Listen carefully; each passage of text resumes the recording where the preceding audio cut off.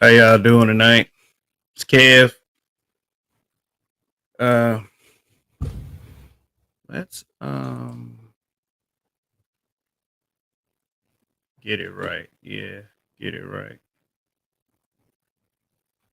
I don't like to be all up in the camera like that. That shit's wild. Think about it. There we go. At least something back there. So what's good with y'all tonight? Uh, see who's in the chat. Phil Brad. What's good? Shadow Star Games. Ken seeing red. What's good? Getting late, may sleep when you come on. Okay, well, I've had people tell me um, that I go on a little late, but this is a late night program. That's why I have the opening that I have. So if people, you know, if people got to go to sleep, then of course, you can watch the replay. I understand that people have jobs, occupations, or some people just like to get sleep, or have sex with their significant other or loved one or freaky deaky or backseat boogie. However, you guys got to do things, but we are here right now. So we finished shouting out the chat. Got Andre 420 in the building. RPM. Christopher the Conqueror. What's good?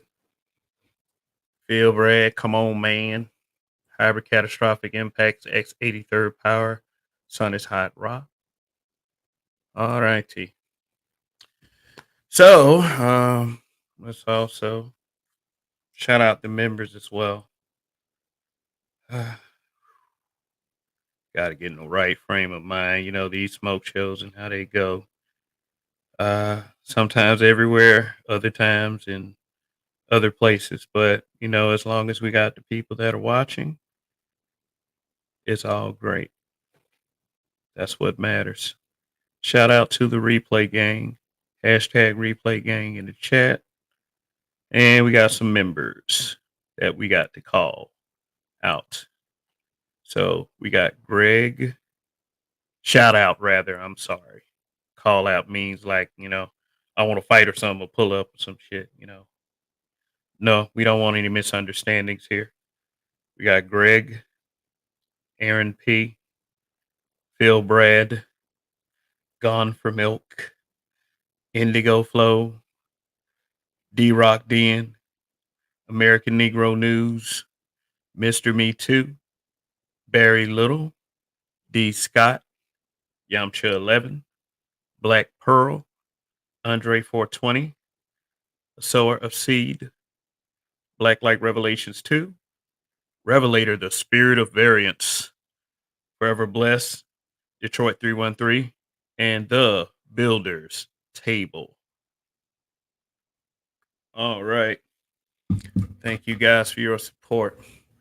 So, whether, this one's going to be entertaining or, informative, that is up to all of us today. But of course, do most of the work here. So, all right, Chaos Reign, what's good? Said things are getting hectic. We got a presidential candidate being shot at, and then there's all kinds of opinions going around and such. Marcus Romero Productions, MRP, what's good? Can't see in red. Okay, he says he's back. But I understand if you gotta go to work or something like that. Like I said, I am a late night program. Okay, so might as well put on some music. There are people who support this program, so let's make the most out of our StreamYard. That's why I play music. I try to take advantage of everything I can. Oh, I didn't check the likes. Make sure you hit the like on the way in. See what my likes and dislikes are looking like. I got 2 dislikes and 13 likes. I should make a video for the likes. Well, if I made a video for the likes, it'd be played too many times beyond necessary. That's why there's a video for the dislike. So yeah, so that's the logic right there. So anyway, let me go and play the PSA for those who are just tuning in or will tune in and feel the need to press dislike. One happened before the broadcast happened, so I've come to expect it. You know, you guys make my day. Uh, you know, ladies extra love me when they press dislike. I keep telling y'all that. And then people are like, "Man, how can you say that as a married man?" Please get off the moral high horse. There's no time for it. We gotta start acting our ages, and that includes me. I'm I'm I'm dead ass fucking serious. So I'm not. This smoke show thing ain't for me to just stick out my chest. I mean, I'm on the fucking internet. So yeah, 13 likes, 2 dislikes. That's just what it is at the end of the day. So PSA for you guys. I'll be back. A warning. Warning. If you hear something that makes you upset on the broadcast, true, opinion, or otherwise, you are free to sign off or go to another channel. If you can't, please contact the displayed number below to seek help. Trolling and hate watching is more serious than you think. Now back to our scheduled broadcast. That was right on time. Hybrid catastrophic impact X83rd power was good. I see Gone for Milk in here too. Yay, what's up? Yeah, things are hectic in this country and things are hectic in these YouTube streets. That's just what's happening around here. So around here. So okay, so uh smoke show Sundays, no smoke for the middle aged. I am a middle aged man. I have not made that a secret. I'm just saying. I mean, I had a young point at one time and I'm no longer in that point. So some people would ask, why are you running a smoke show? Why are you participating in fuckery? Why, if you have a daughter, do you come up? These are real questions. I'm not just talking off the cuff right now. These are actual questions. And there's always room to prove it to you guys.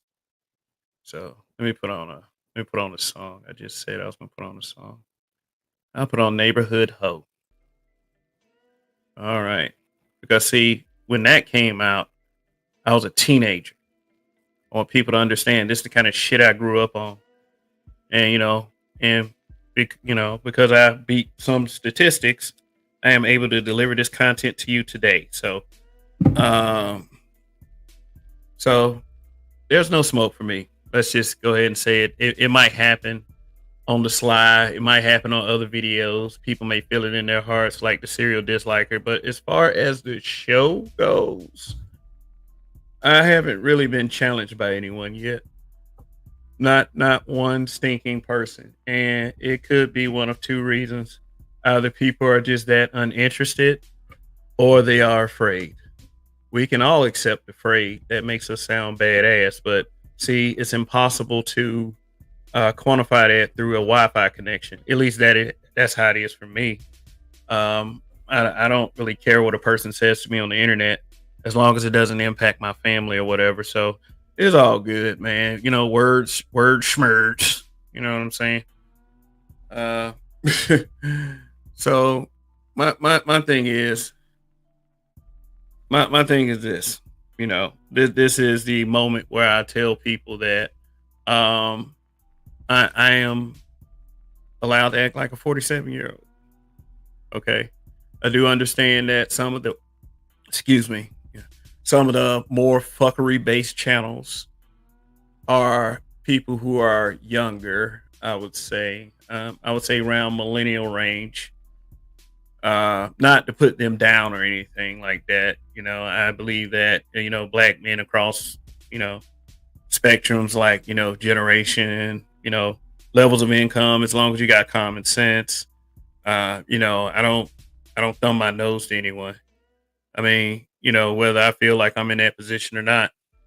What up, Anthony Drosso? So, yeah, the smoke shows will remain, but I just want to let everyone know what my position is, not what your position is. Okay. We got to keep things in context.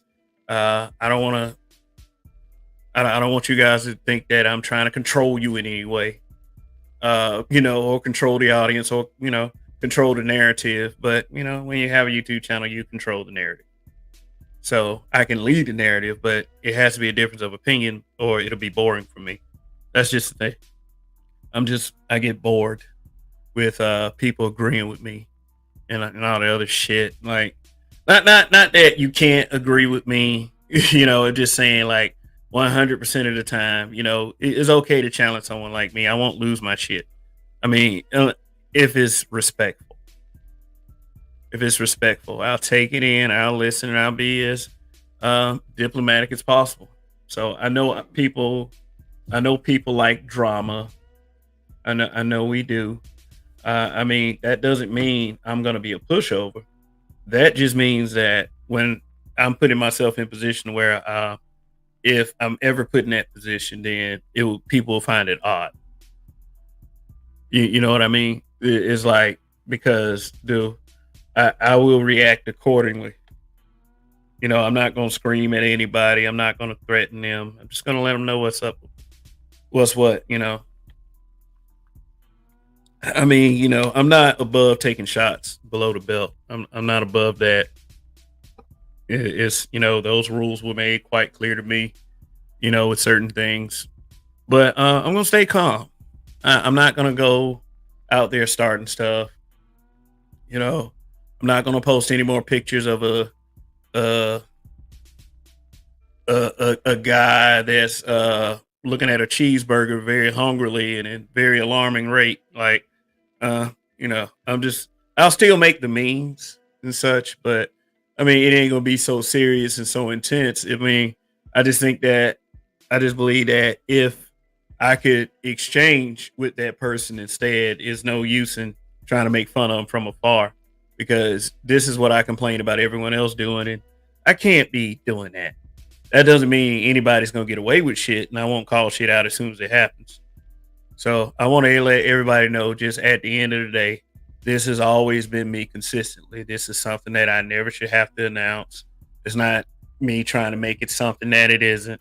It's just that I do understand that there is always going to be some type of expectation of my character. So I will be as transparent as possible about the things that I feel, instead of being frustrated, instead of throwing subliminal shots, stuff like that. And there's been some subliminal shots. I'm going to be straight up with anybody I want to be straight up with. And it's going to be in this space, adjacent to this space, because I owe the people that. I've been here long enough. I haven't really interacted with the space like that.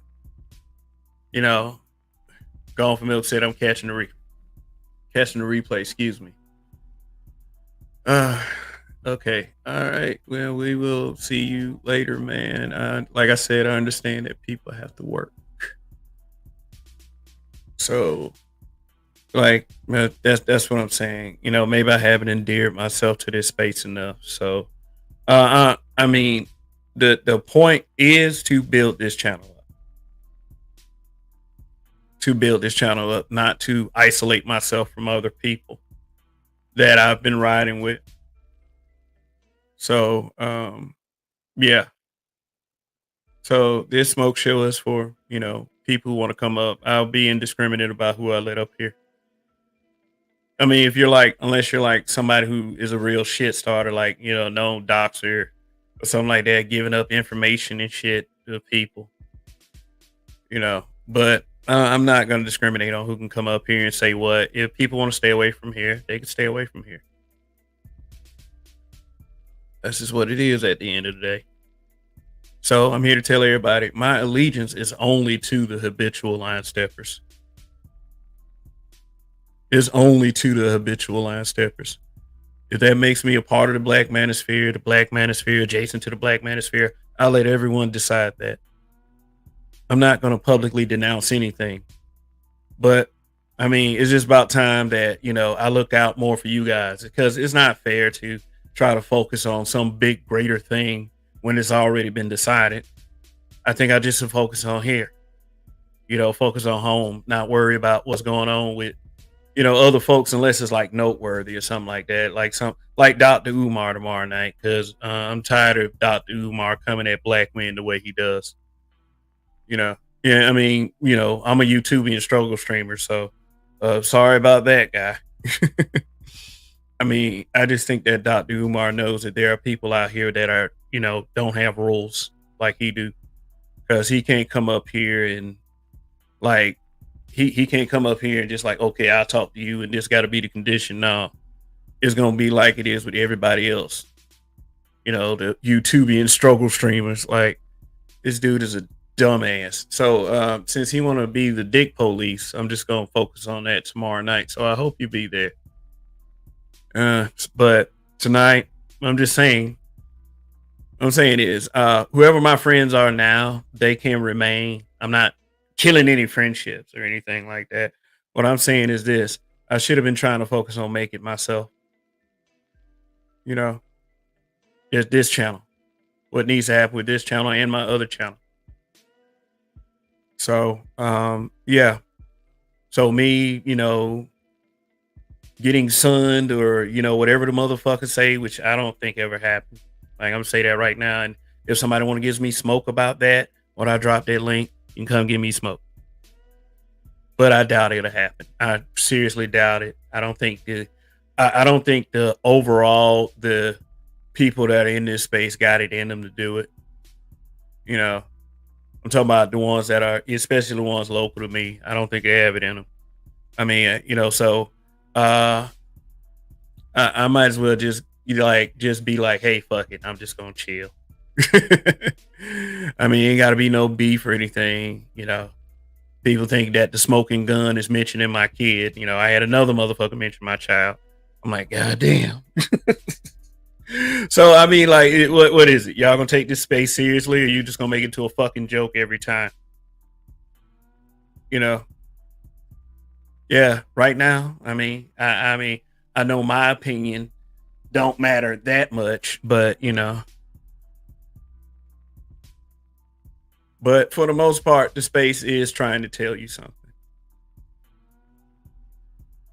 For the most part, some elements of it is joke, of course. I mean, if people want to come up and identify themselves, I have no problem doing that either. On a smoke show, yeah, that should be that way. But I'm the middle-aged man. I don't get it. Shit. I mean, so I need to start acting my age. I like playing music. I like being funny sometimes. Shit.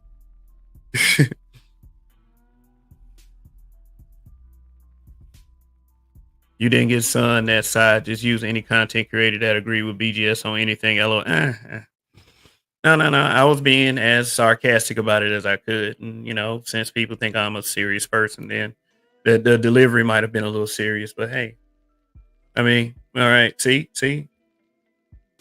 he disagreed with me slightly. That I didn't get mad. I didn't try to chop him or nothing like that. He ain't gonna never be. Look, if I do that and like I can do that as hard as I can, he'll never ever feel it. So I mean, quite frankly, I don't know what people are afraid of. I mean, shoot, the call of the smoke show. Hey, it makes sense from a cannabis standpoint. It does, because I'm actually in support of full legalization and recreational use of cannabis. So, yeah. But all the little disrespect, all the jabs, all the saying stuff about folks' family and shit, man, and I ain't gonna be a part of that. You niggas need to get bent. Fuck y'all. It's not something I'm gonna participate in. I don't have to take jabs at your family. Every time you go visit your family, you take jabs at your family. So, I mean, just by being present, just by your existence. So we're clear. So there's no need for me to do it for you. I mean, so I'm just saying, man, I look at those people every day, not you. Just like I don't look at yours every day. So I'd rather not participate in it. I'm a bigger person than that. So I want y'all to think about that when y'all say shit like that. I'm just saying, I'm being as calm as possible.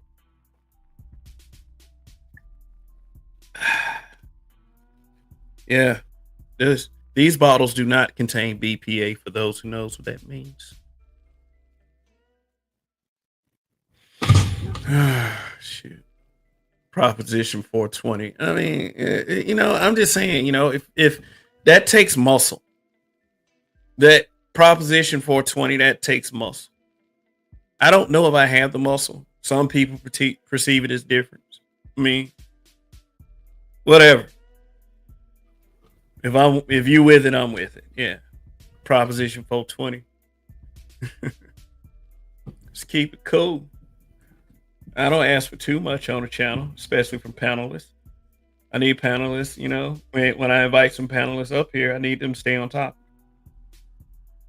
I would love to hear about your day. I would, but when we have a topic.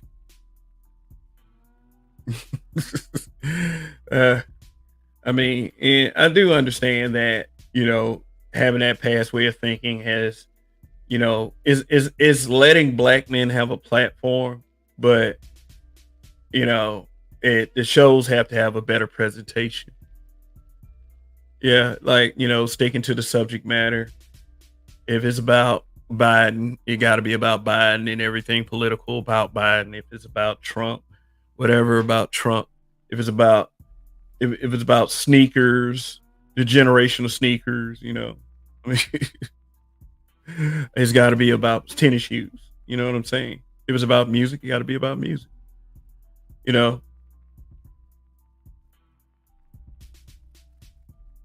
So, I mean, I understand what I don't, I understand what it takes to keep people watching. I got you guys watching right now.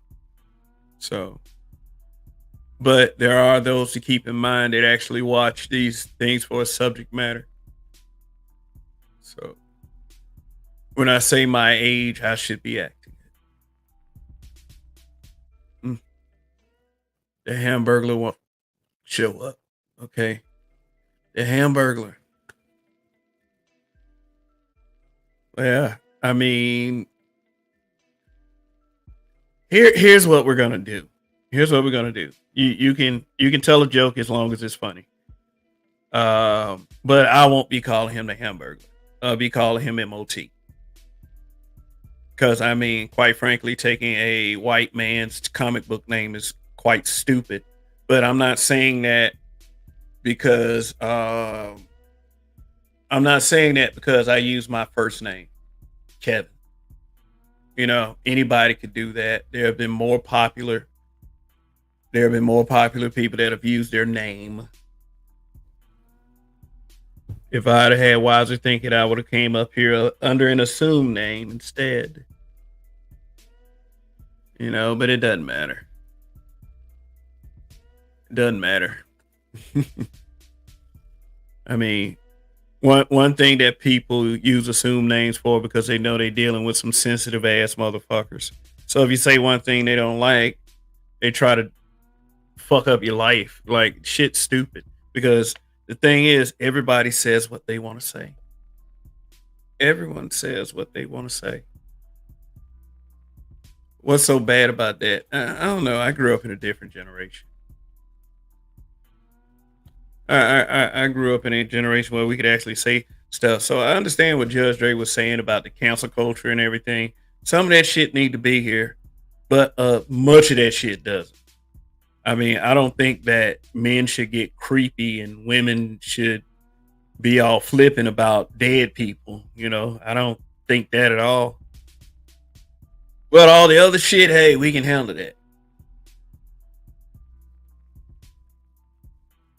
There's a lot of hoes in this space. And I don't mean women either. There's a whole weekly show where you can pull up and air shit out, but motherfucker rather flap gums in their channel.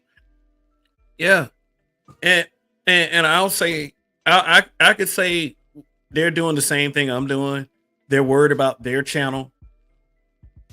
They're worried about what's going on their channel, creating the stellar content that they don't see over here.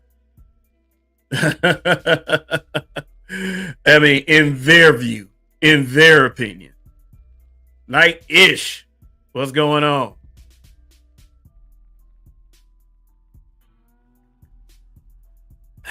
Drink water, people. Drink water. Okay. I'm trying to determine how much more I got to say before I drop this link. Because I know that link is not going to be used because of what I just said. I mean, somebody come up here, they'll say something, and something and something else, and then, something else.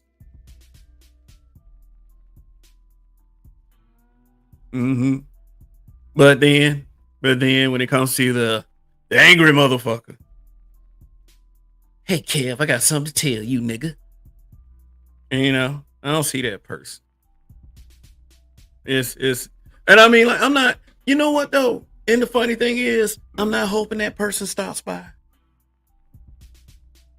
I'm not hoping it at all. The serial disliker who I think has a fucking microphone and a fucking YouTube channel. They ain't gonna come in here with that shit, man. I'm just saying. The Revelator, the spirit of variance. Salute.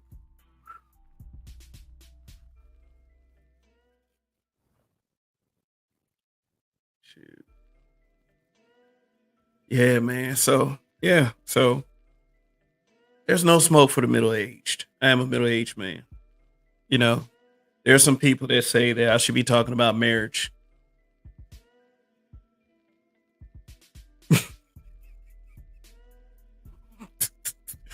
No. You dumbasses. No, I will not talk to you about marriage. Fuck you. Yeah, there. How can you be married and do a review on the Pod the Balloon show? Because I goddamn want to. Audience members aren't married. They're single men. Some do have some, hoes that they bang every now and again, Every one of them ain't in their mom's basement. Salute to you, Art Newstall TV. Because see, that's the claim that guys who are always have an open space to go on YouTube and hate. That's their claim about, other guys in the space.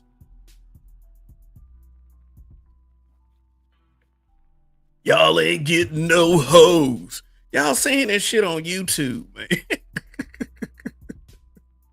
Shadow Star said, how can someone else tell you what to talk about? What the hell? Yeah. How can they tell me? They can't. Fuck them. They make so many negative assumptions because they hate this space. They make so many negative assumptions because they don't watch. Shit. I remember Shay Shaw, they put the list in the damn chat and I was tagged to the post. Well, the list in her community tab. And I was tagged to the post. Everybody came for that list. Everybody came for that list, man. I'm the only one that's saying something to the motherfuckers.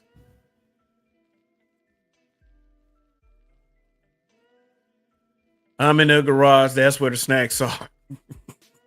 I might need to join you.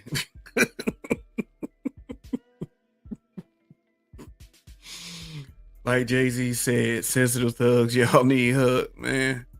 They don't have to stop by, bro. I'm just saying they ain't got to do it because I know what they are. Some of them have a kingly view of themselves. You know what I'm saying? Some of them think they the hottest shit since I don't know, the invention of the hot dog. Comparatively speaking, like, I don't know. Man, come on. Got some Pop-Tarts in here. Yep. Shoot. Yeah, I'm just saying, man, people got all this shit to say. They got all this shit to say. I have a show designed especially for it. Maybe it's the wrong night. Maybe Sunday is not. I mean, I just like the whole Triple S thing. So, people probably say, why don't you do it on Saturday? And then I'll tell them, why don't you do it on Saturday? That's the That's the understanding. Shoot.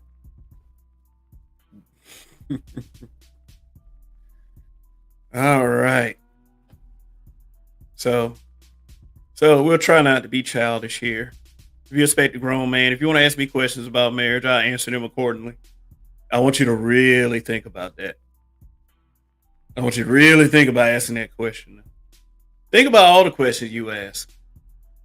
And it's just like, just keep in mind, just keep certain things in mind. That's all.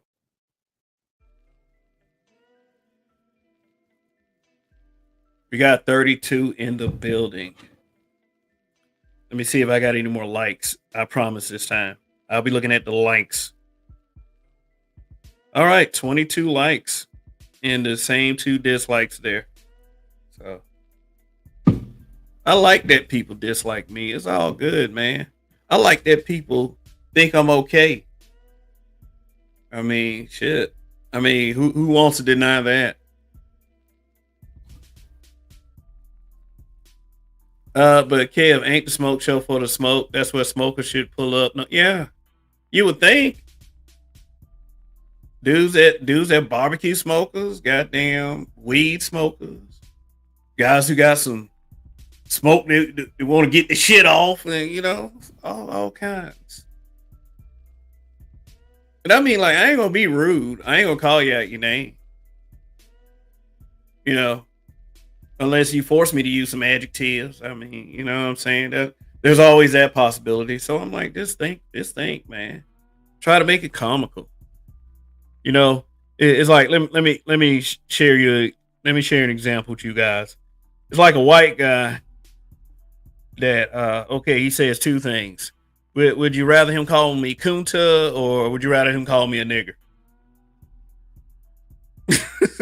It's like those 2, man. Personally, I think Kunta's funnier, even though both are racist as fuck. What I'm saying is, try a little. Don't go like going for the kid. That's just like, I ain't gonna do it. Like, that's just what it is with me. I ain't gonna go for your kid, But the rules may be different. Somebody told me that a while back. But the rules may be different with other motherfuckers. Like, how about I just don't deal with them? Fuck it. Shit.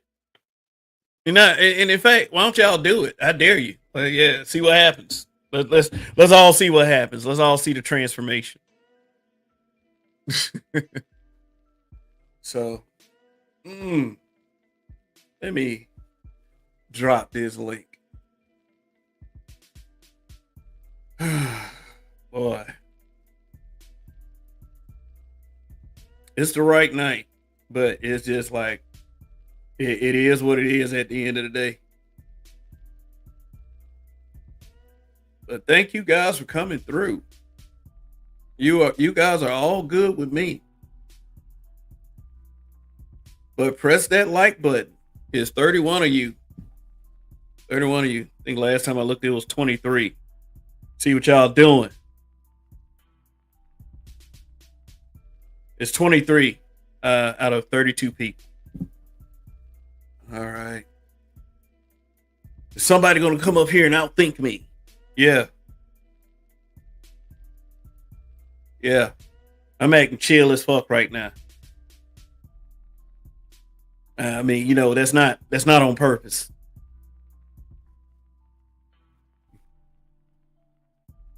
Let's take a look at some things.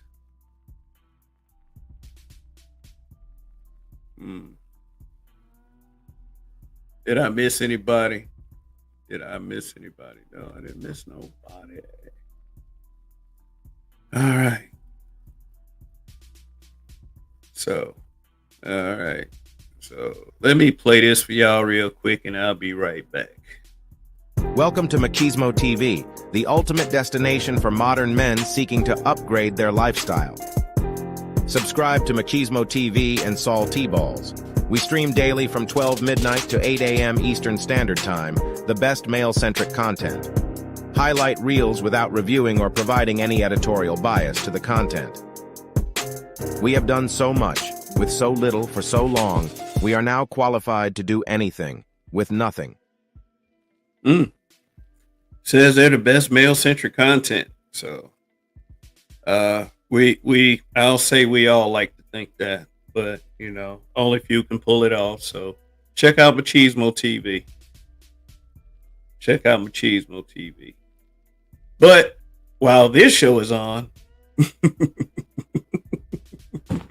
yeah, man, it's a great commercial, man. Son is Hot Rod says the detractors are no longer interested in coming over for the smoke because in their heads they accomplished their mission by BGS no longer interacting with your channel. I mean, what did I lose but a few subscribers for that? And my issue goes beyond what them niggas think. I just want to make that perfectly clear. It goes beyond what them niggas think, plain and simple. I mean, if that's what they did, then hell, if it worked, that's motherfucking BGS's fault because it seemed like it fucking worked. He fell for that shit. I ain't had no motherfucking problem until I heard that other shit he said. So look, motherfucking can stay the fuck away all they want. Dead ass. Shoot, I wasn't good enough to stick around. Hey, fuck you. So that's how it is. If that is the case.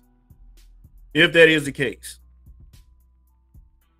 I don't want to outright disrespect anyone. I mean, that was me generally speaking. BGS felt like it was him like he did the other times. Hey, ain't nothing I can do about it. But, this is a space of men, at least I thought.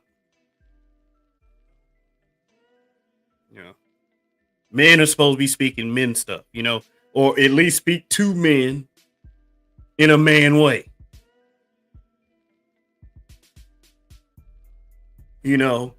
But what do I say to those people and how do I react to those people versus everyone else? Yeah. Most of their agenda was to pick apart sides. They ain't like BGS was the main target and anyone associated with him. Yeah, I do agree with that. I do agree with that. But like I said, let's keep in mind that if the other side is going to fall for the bullshit, then they can stay the fuck away. Forever and ever they like. That's their choice. They're all grown-ups. We're all grown-ups.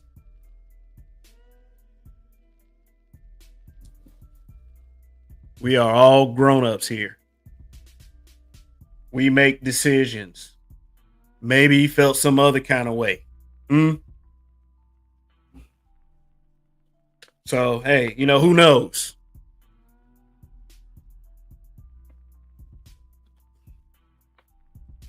But I tell you what, man, like I said, anybody's welcome to hit that link.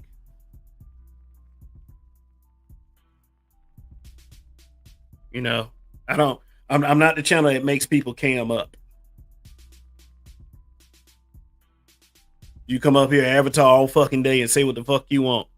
Your words will be taken into account here. Yes, they were, man. It was unhealthy. It was sick. How many times did I mention that shit? How many times did I make fun of that shit? Quite often. Quite often.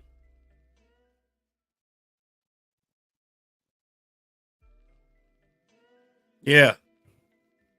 Oh, but nobody remembers that, do they? You motherfuckers are twisted.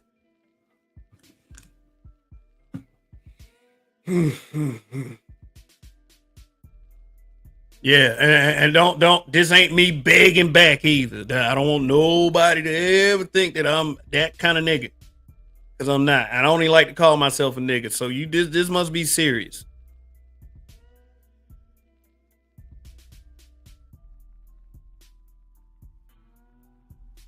If Art is still in the building, MOT said he wants to challenge me to a debate about this space. And he said a neutral platform like yours would work. I said, okay, but Imagine these other channels focus on the big picture when it comes to black men in our community. But it'll put us too much at risk. All right. Christopher the Conqueror. Is that you? Yeah, I see you, but yeah, what's good? What's good? Oh, you just dropped back down.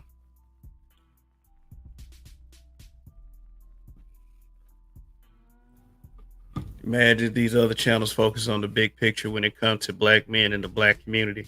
Yeah, it'll make us a big target, but at least we'll get some shit done. Like some networking. Black men helping out other black men, but you know this Highlander shit. What up? Hey, what up, bro? Hey, salute to Kev, salute to the chat. Hey, my bad, man. I ain't got no smoke for you, but I do got some smoke. I'm not really a panel type of dude. Yeah. But I had to say some shit. Like, the hoes got a lot of shit to say about the manosphere, and to be honest, man, I get a lot of this shit. There's a lot of hoe motherfuckers in this bitch, because they on the internet, so they don't have to have no type of real interactions with a motherfucker. Yeah. It's like, yo, you can. I always say that. Yeah, you can disagree with somebody and not like attack somebody's character, but I guess that shit don't exist no more. I don't know. It's weird. No. People, I've seen it, man. People are like, man, that's just the way of the world. I saw that shit one time. I was like, that shit right there had in my head in my hand, bro. It's just, so got to carry it a certain way. Yeah, it's like, damn, like, okay, you don't like a point. All right, man, talk about the point. Like, why is the point stupid? What's a better option? Motherfuckers don't even teach me. Yeah, like shit. Okay, if this point is bullshit, I'm willing to listen. Let me see what you got. Oh yeah, they just hoes. They can't get no bitches. It's like, bro, I get it. It's some incel motherfuckers in here, but that's a small percentage, man. A lot of motherfuckers got wives. A lot of them got hella bitches, money. They just, the whole point of this bitch was supposed to be so motherfuckers could come up here and speak and not be censored. Yeah. And then I also do understand that a lot of the things that black men say isn't really that bad. It isn't, it ain't any worse than what anyone else is saying. So, like, people need to stop. People need to grow a goddamn spine, man. So the bitches, man, I can't take. It's like, man, like, can't nobody prove that over the internet, man. How many bitches you got, bro? Yeah, like the fuck. What you want me to send the videos? Like, come on, chill out, bro. What you on, man? Hey, Kev, I got some smoke for you, dog. Oh, here we go. What's up, man? What's good? That'll stop. Smoke, man. You said the other day, man, you liked your steaks, man, medium rare, man. And I like mine. Yeah. So I can't listen to your show no more, man. And I'm not gonna one chance, man. Black man only get one chance. But what's up, bro, man? What's going on, man? What's going on? How you doing, Chris, man? Y'all all right? Yeah, I'm good, man. Salute to you, brother. Right on, same to you, man. I just getting back on, man. The lights, and there's been a blackout in Houston, man. So, I hit you that one day when I had some actual coverage, man, but it's been 7 days, man. We just getting back some lights. So I just peeped up. I see you hit the shots, man. I got to come through and come check out that smoke, man. You feel me? Oh, yeah. Hey, yeah, actually, Hybrid brought up a point. Like, hey, like, even if you don't get hoes, like, what does it fucking matter? Like, that make you less of a man? Like, what you talking about? It's gonna stop you from getting hoes? Like, yeah. Like, hey, dude might just be like, I ain't really feeling all that. I'm just trying to get money. I'm just trying to find peace. Money, like, chasing money and shit, man. And yeah, it's like, there's money dudes that come here because if like I'm this kind of person. I don't care what the amount is. If you give something, man, yeah, you out there doing it, man. So it's not no like broke complaining incel motherfuckers that come and watch this channel. Yeah.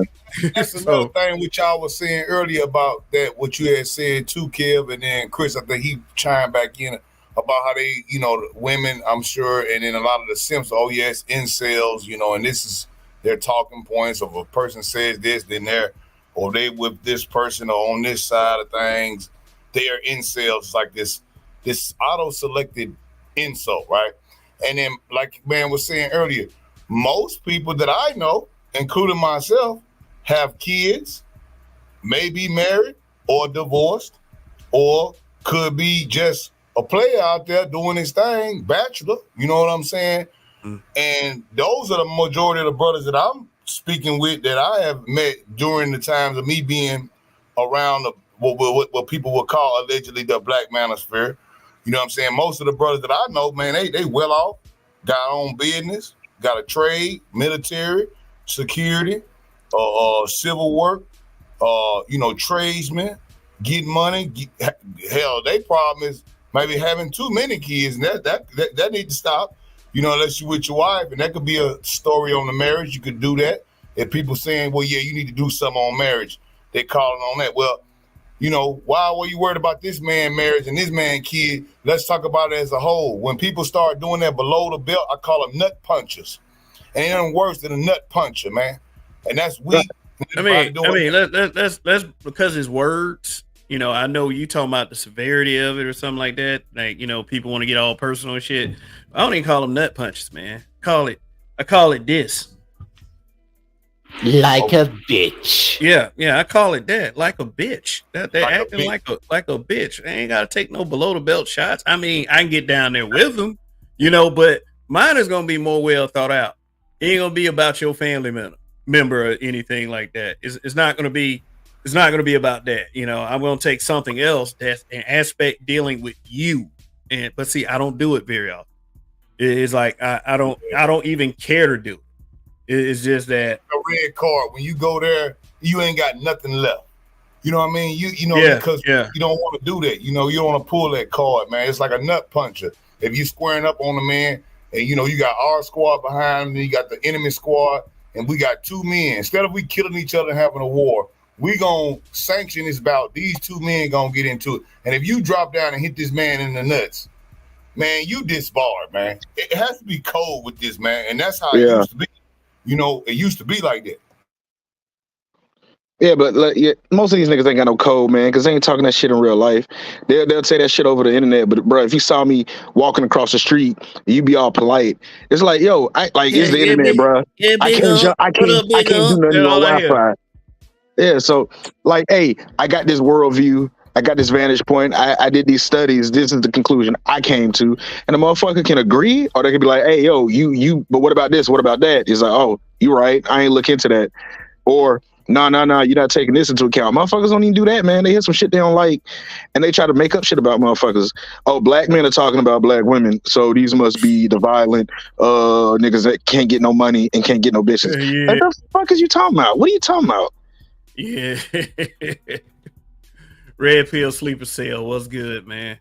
I mean, that's the first thing they go to, man, because it's like a lot of them can't even break down the details of the conversations being had. It's just that they trying to appeal to lower level bitches that don't care about factual information. You can tell anybody can tell these bitches a lie, bro, and it's instant gratification for these guys. Instant. It's like even if I call it like Eve pussy. That's the closest. That's the closest you're gonna get to some pussy, man. But it's like if they can get if they can get women, if they can get women to agree with them, they agree with whatever the woman's sentiment is, and then she's like, "Okay, king," or some shit like that, and yeah, what up, mommy? How you doing? Typing that shit all the night, grand rising and shit. As long as they get a positive response from that, man, they will say any motherfucking thing. Man, shit. That's the craziest thing, because as you do that, as a man, even if you got down the wrong path and thought it was gonna get you more than a sniff of that thing, like you saying, you ain't even getting a sniff of it. But it's even worse. Get on computer, look at the camera and shit, man. No, nigga, it's not gonna happen, bro.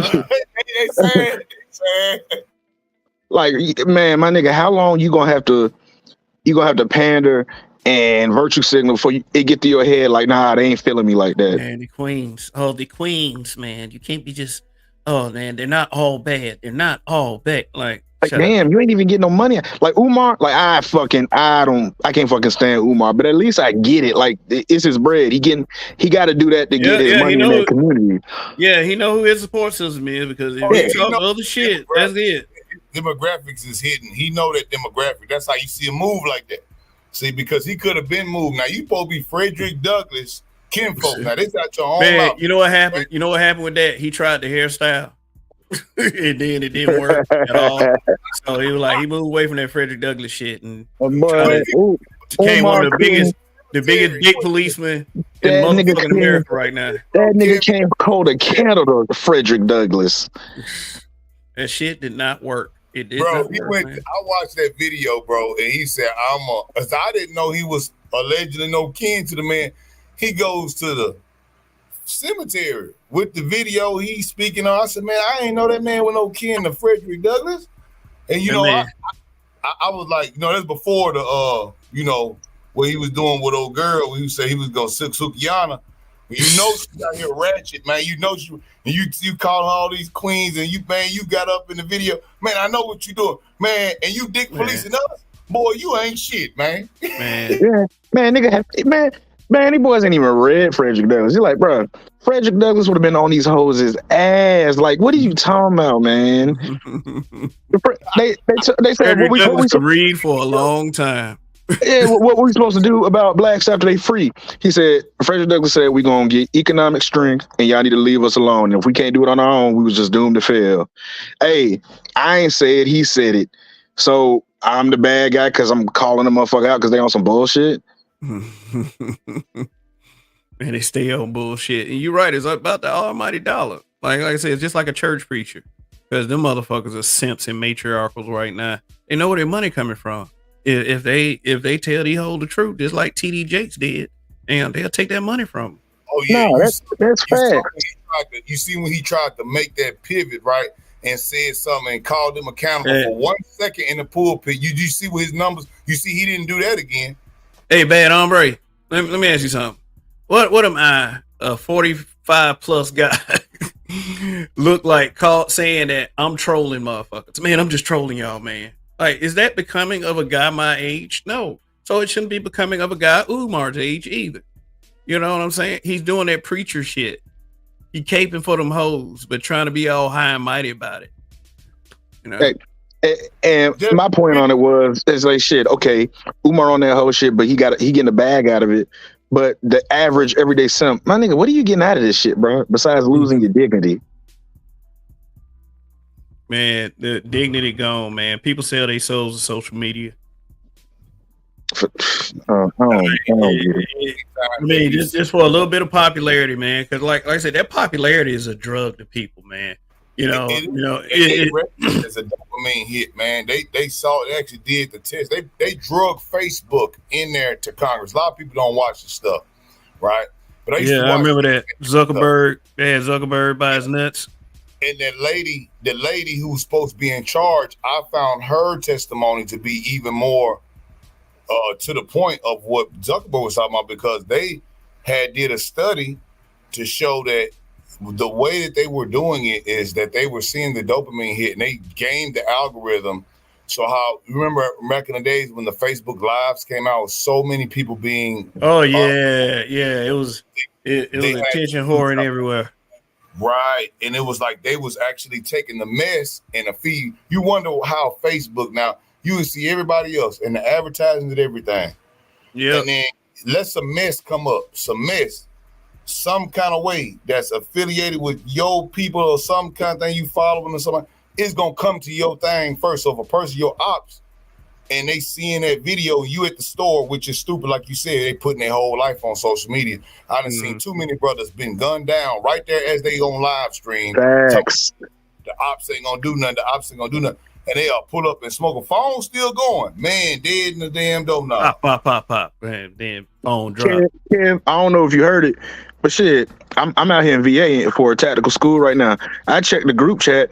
They just did another triple homicide in Birmingham last night. God. And motherfuckers be going on live, just like the brother saying, hey, yeah, this is where I'm at. Yeah, ain't nobody gonna pull up like, yo, what are you doing? They took him, they took his wife, and they took the baby, the 5-year-old, man. man. What? Yeah, but I'm like, bro, like the He did a motherfucker. live. He did a live. Said this is where he at. Ain't no motherfucker coming out here. And then he got popped. His wife and his 5-year-old. Yeah, they caught him somewhere. I don't know if they caught him while he was on live, but motherfucker putting his. They said he was moving weight and they put some shit on his head, man. But I'm like, man, y'all don't know how to move. Yeah, the Dominator. He moved some weight and had some shit on his head. That's the denominator. I mean, but like that I mean, something else like that happened recently. Dude that I think they was on TikTok live or something and got killed that way. So it was another one just recently that just happened like that. This was yesterday. Yesterday in Birmingham, man. Man, look, man. Let me tell you, man. That one with that girl where they videotaped her and they did her like that. I thought that was so evil, man. I said, man, and then they recording it. And I said, man, I hope all of them motherfuckers fry and burn, man, because I said, what are they doing? They recording their whole crime. It's crazy. I don't understand it. Wow. It's got to be for the likes, man. Because like I'm a Christian, so I get everybody don't have that same worldview. That's cool. But like most people, regardless of what faith you hold to or whatever your worldview is, you can agree like, hey, certain morals help society. These motherfuckers don't give a damn. Boy, they'll take your girl with a gun to your head and they'll record it, and then they'll be in the court like, yo, who snitched? You snitched. What did you talking about? You recorded it. Like, that's the whole thing with the social media, like what Kev was saying. They let this social media get in there, and yeah, the algorithm is doped up. You know what I'm saying? Because it's for the dopamine. So yeah, the antagonistic flavor, they've been beta testing it. And that's why you see the best or the most rated reality shows are all the ones where the fights. Yeah. Yeah, because all people remember. Man, remember that fight one time? Nah, I was like, no, man. I remember Flavor of Love. That's what I remember. No, how long ago that was. The craziest shit about it though is that these motherfuckers that's out here running out here in the streets and making hell for everybody. Them the ones that they love. And then after they got 4-5 babies from the motherfucker, and then they want to get saved, they'll hop on here because motherfuckers ain't taking it. It's like, which me personally, I ain't in the business of saving nobody. Like, hey, you an adult. You can live your life the way you want to. You got to live with those consequences. That's on you. But here's the thing, though. For one, the ones that can keep up those amazing bodies, there's always a simp out there. So many of them, it actually works. They'll get that OnlyFans going. $5 a pop, whatever. It's just, it's a whole thing they got out there. But they, in order for the big ones to get any kind of recognition, they got to be super exceptional. They got to have them features. But like for a regular ass, scallywag, saggy titty, the regular one, nah, that ain't gonna happen. Biggin, unless you get on one of them plus size model sites or whatever, and then even then, that's the thing. Who looks at that? But anyway, shit crazy. She a 3, and she mad because she don't want to get with a 5, or because of what job somebody got. Like, and it's crazy too. This how I know motherfuckers is delusional, man. Because like most of the jobs that they shit on is like the jobs that make society run. Like, bro, do you know if the truck drivers all decided, you know what, for a month we ain't driving, but this whole shit will collapse? What, man? Yeah.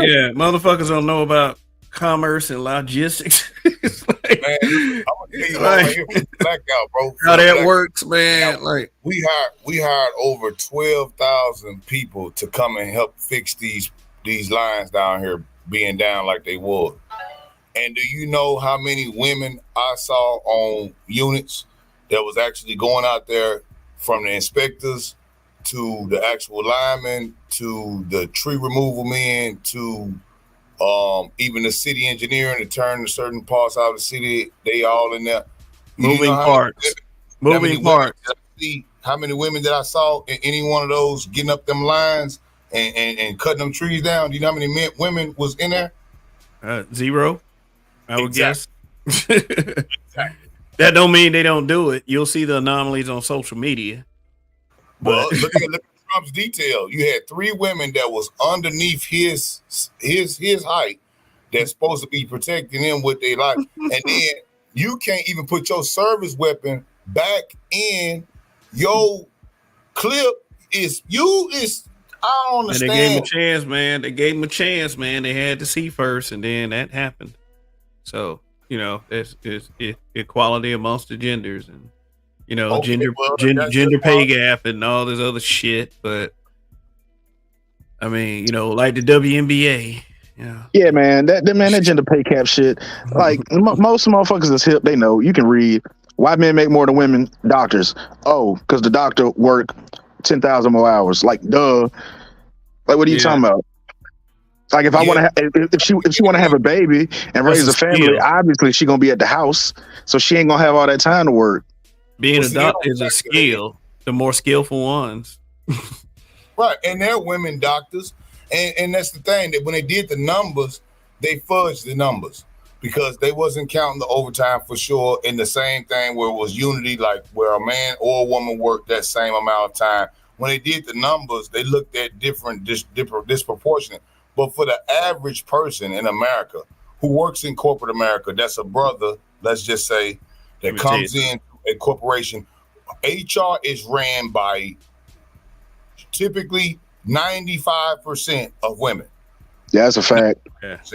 Okay, and then out of that 95%, 50% of ours is there, at least at 50. I'm telling you. So you have to go through, so you know how to handle women, and they're making more money. And when time to be fired, who they drag in there? They not being fired. They in HR. They firing your ass. Yeah, so that's why men have to move accordingly, man. I mean, it's unfair all day, but I don't believe that this unfair circumstance is going anywhere anytime soon. So men have to move much tighter. Shout out to social media because the sisterhood breaking up. These they exposing all the secrets. They going on live. They going against the sisterhood. You can't survive because you can't survive on emotion alone. That's why, and that's what they tried to do. 10 years ago, a girl would have never put you on game like that. Now they go on TikTok. They spilling everything. Yeah. And I mean, like dudes was foolish enough to go for the bullshit in the first place. I mean, after seeing it so many times, we got good dudes out there that is doing it as well. But it's like these women out here are super confirming that shit. They are confirming it, and it just and how well that'll work, only time will tell. So it's what I'm saying is it's pretty bad. It's bad out here, dude. Ray Hummer, Trail Bentley, what's good? And I understand what y'all saying though. Bad Hombre. You there? Bad Hombre? Yes, I'm here. Yes, what you want to come up here and say, bro? Thank you for letting me come on. How are you good brothers doing today? Well, I'm good. Hey, salute to you, brother. I'm all right. I'm blessed. Good. They were talking about people like wilding out. Something happened in Birmingham. I have a theory. I don't have any empirical data to back it up, but I really believe a lot of it has to do with the music, man. Because think about it. Back in the 70s, you went with somebody you loved to see Donny Hathaway. You took your woman. You and your woman went to see Stevie Wonder, Marvin Gaye, Earth, Wind, and Fire. We don't have that anymore. That's gone. And I was watching this video of Amos Wilson, and this is from like 1989. And he was like, the best way that they can destroy us is to destroy our music, because our music is all about love. What do they talk about now? Rap beefs and pussy, ass, and that's it. So, like I said, I don't have any data to pull it up, back it up. But you're not going to roll up on anybody listening to no Isley Brothers and then just start, letting off shots. That's not happening. Well, you say, okay, go ahead. Finish. Yeah, I was just saying. I think that this was just the oppressor did this by design. We got to shut this music down, especially in the mid 2000s when neo soul was coming in, and people were talking about getting back to love. They shut that shit down, and it's a shame because Raphael Sadiq was doing Motown music in the mid 2000s. But that brother didn't get any shine. That's all I wanted to say. I'll be quiet. What y'all think about that? Raphael Sadiq got shine as Tony, and he did get shine too. But if Lil Wayne came in and started mumbling on songs, here's the point I'm trying to make. Listen, I think that we all grew up with the same music. I think that the common denominator in all these situations that we discussed so far is that these motherfuckers weren't raised worth of shit. They weren't. I mean, if you're dumb enough to fall for music, you're dumb enough to die. I mean, under those circumstances, then maybe you don't need to be here. I mean, that's just me. I grew up listening to some foul shit, growing up. I mean, from NWA to 2 Live Crew to Tupac to Master P, all the motherfuckers was talking that shit. And no, I was raised in a circumstance that did not allow me to put my brain in that position. Oh, I'm gonna go out here and commit crime and shoot me a nigga. Like, no, And many of us have. So that's what's going on with these motherfuckers. It's like they're not doing that anymore. There are a concentration of stupid motherfuckers in certain areas that they were so economically low that they never left. And then, I firmly believe that sometimes cousins run into each other too. And that's where a bunch of these stupid niggas come from. That just do all this dumb shit and then get pulled into, but not to say that's all of them. What I'm saying is somehow along the way that there's some type of mental disconnect in their upbringing. And that's what led them to that little thing. I don't think people naturally wake up and say, I'm going to kill me a nigga, So if they have such a low vibrational mind that they're susceptible to the music, I would love to be able to solve that problem. Oh, bad hombre, he left. But I would love to be able to solve that problem. I would love to but show me how without getting myself hurt or some shit like that. I mean, shoot, like we all grew up on the same music, the same rap, and that's just what it was, man. Shit, and most of us turned out decent. Go ahead. And what I would say to that, man, like you had said earlier about NWA, the gangster rap movement back in the days. Okay, we had, Public Enemy. We had a lot of different people that were coming out with anti-establishment music, and it did have a parental advisory on there, and it's supposed to be, your parents, but we got the stuff or whatever. But now it's not even that. It's not no parental advisory, nothing. You know what I'm saying? Ain't no age restriction on these videos. Your kid can watch anything on the internet. You know what I'm saying? So I think that part of it does add something to it, because now you got the Cardi B grandmamas, and now when they listen to the song, the kids, they out there, and then I can see them like, that's wrong, because now we don't have the greatest generation grandma, because now she would not allow that. You got girls that's 35, 36-year-old grandmothers these days. Big mom, grandma and the daughter's in the club. Grandma and the daughter are in the club while the other daughter is somewhere else. Yeah, hey, when Too Short said he seen a grandmama with a baby in the hand, I thought he was joking. He was on some real shit. Big Ma gone, y'all. Big Ma that cooked for the family and had a scripture for you and got on your ass. Rest in peace. Yeah, Big Ma gone. Hey, but Bad Hombre, real quick, to your point, hey, if you read into a lot of the shit, like a lot of the music labels, like the big three in particular, hey, it's some evil, shicey stuff, man. Like these motherfuckers got stock in prisons. So, they eating off that. And then they'll get an artist and they'll be like, oh, no, this is what the demographic likes. They want to keep it hood. They want to keep it ghetto. They want to keep it gangster. Sexy Red, go out there, shake your ass, talk about gonorrhea. And then motherfuckers will feed off that. And that justifies to the mother folks, the people of European descent, that justifies to them, hey, look at these savages, man. Look at how they act. They deserve to be locked up. So they making money on all points of the shit. Are you talking about the prison industrial complex, perhaps? Because I predicted Sexy Red. When crack hit, like Trail Bentley said, them babies went somewhere. Yeah, I mean, it is. I have to detract. I got smoked. That's called a conspiracy theory. It's called conspiracy theory. Yeah, that's smoked. Conspiracy theory. Conspiracy theory. How is it a conspiracy theory? Have you seen these neighborhoods? Have you seen how so many people look? I know exactly. But here's the thing. Here's the thing, though. We're not getting the help that they need early on before it takes too much of an effect. I've seen many people like this. Like it's crazy how they develop this mentality. Why can't they just be peaceful?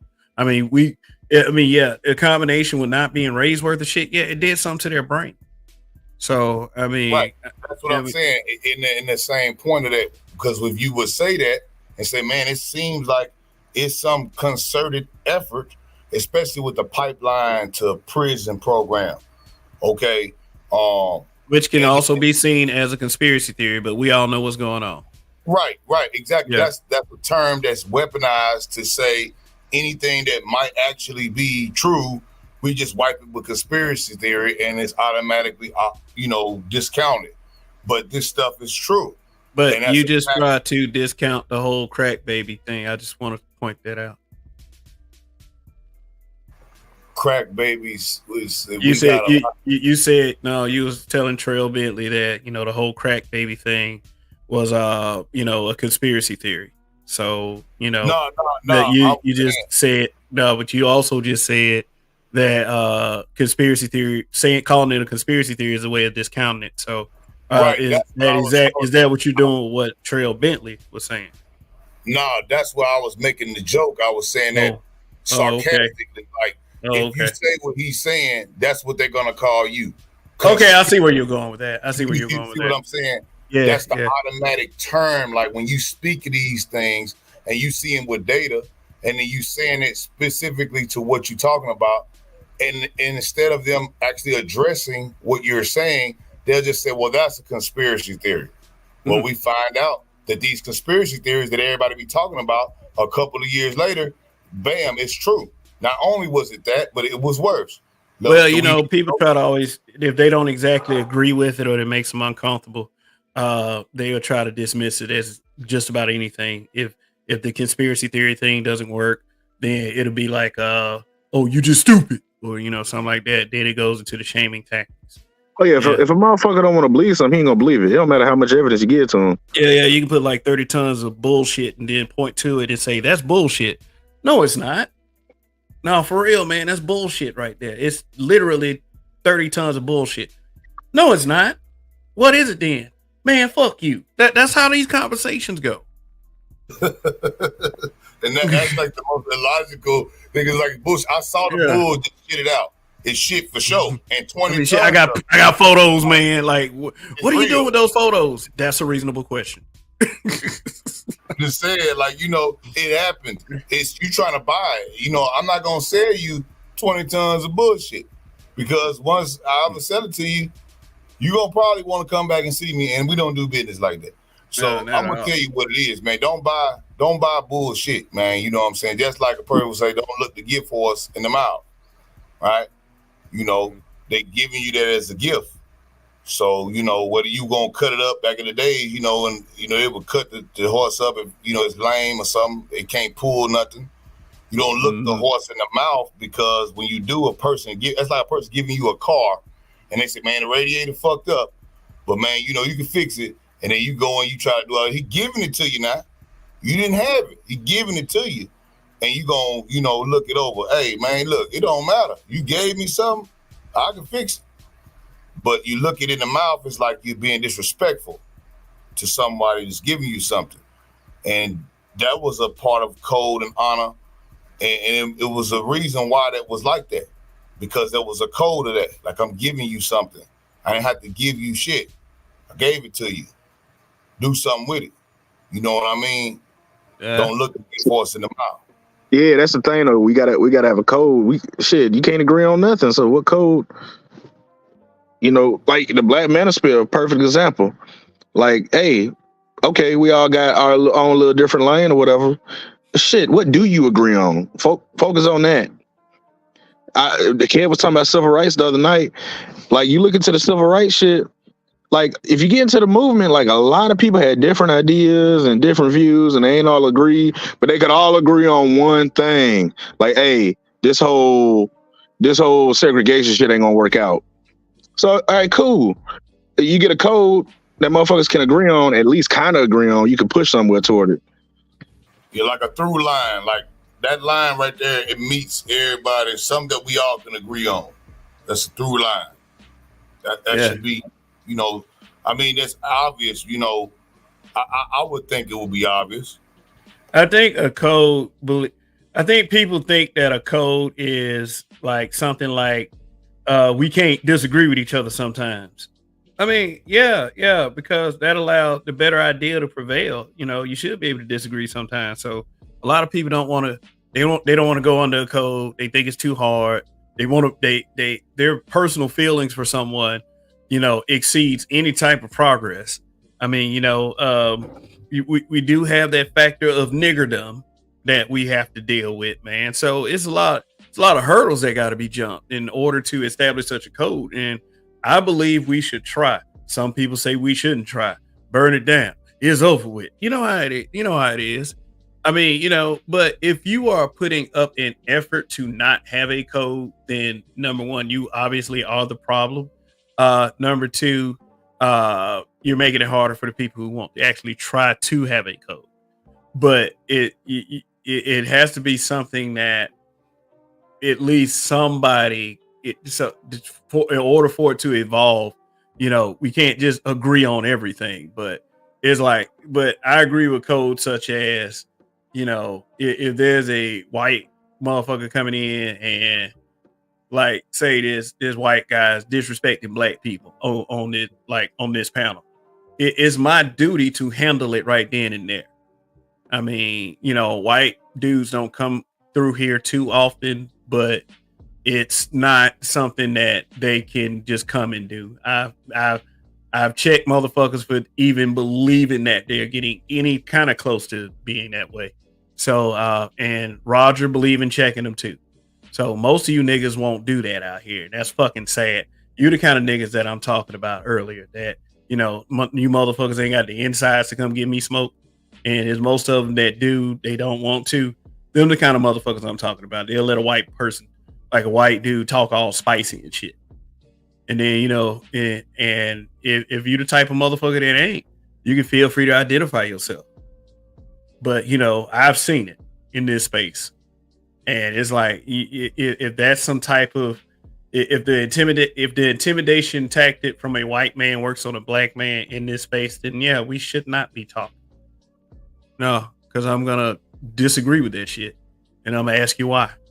It's not something that it's not something that I truly want to associate you with. If you letting white dudes come in here and talk all spicy, white women also, if white women get out of place, letting the motherfuckers know that the only thing you good for is a mouth hug and to go back and kiss your man in the mouth, make it like that. But you have the insides to do that shit. Now, some of you motherfuckers will let the motherfuckers come in here and say whatever they want. And then you look at channels like this, like, no, you're going to have to look at the channel like that. Because, it's just you the motherfucker that I'm talking about. Period. So, take that how you want. Shit, I can't even relate, man. I'm from Birmingham. I ain't never had a white dude go crazy. These motherfuckers be polite as hell. Yeah, I know, man. They can come in here polite. They can be polite and cooperative. And I ain't saying they got to agree with everything. You can always respectfully disagree. Same thing with these niggas. Yeah, most motherfuckers know to keep that racism shit at the house. Yeah. Keep that shit at, keep that shit in y'all Facebook groups where really motherfuckers can't interact with you, but you can type a comment. Yo, it's wild, man. There's some wild groups on there, man. I mean, Them motherfuckers be Ku Klux Klan type and shit. Yeah, is a group like is a group for degenerates that I'm in. You know, not saying I'm a degenerate myself, but there's a bunch of white people in it. All the white people want to do is be racist. That they you know, at least they know that you're a degenerate if you're a racist. Yeah, Right. You know, that ain't no. Oh yeah, I'm so hard, man. I'm trying to be petty, so I'm saying racist shit about black people. You a racist motherfucker? They think, yeah, but they don't know. But they don't know, or they act like they don't know, is that by being racist like that they're calling themselves degenerates. Hey, Yeah. and the crazy part about it, bro, is when they do that, and I see it a lot, and those same people, they'll be right there around. Might be at your job, could be coworker, could be someone you see at the store, and they'll be just as friendly as a box of puppies. You know, but Yeah. they'll get on the internet and be talking that yang. You know what I'm saying? You know, that's not real life, because they real friendly. Because look here, man, I ain't playing no game. You better come this way with that. You know what I'm saying? On some real, you feel me? Like we ran the Ku Klux Klan up out of our town.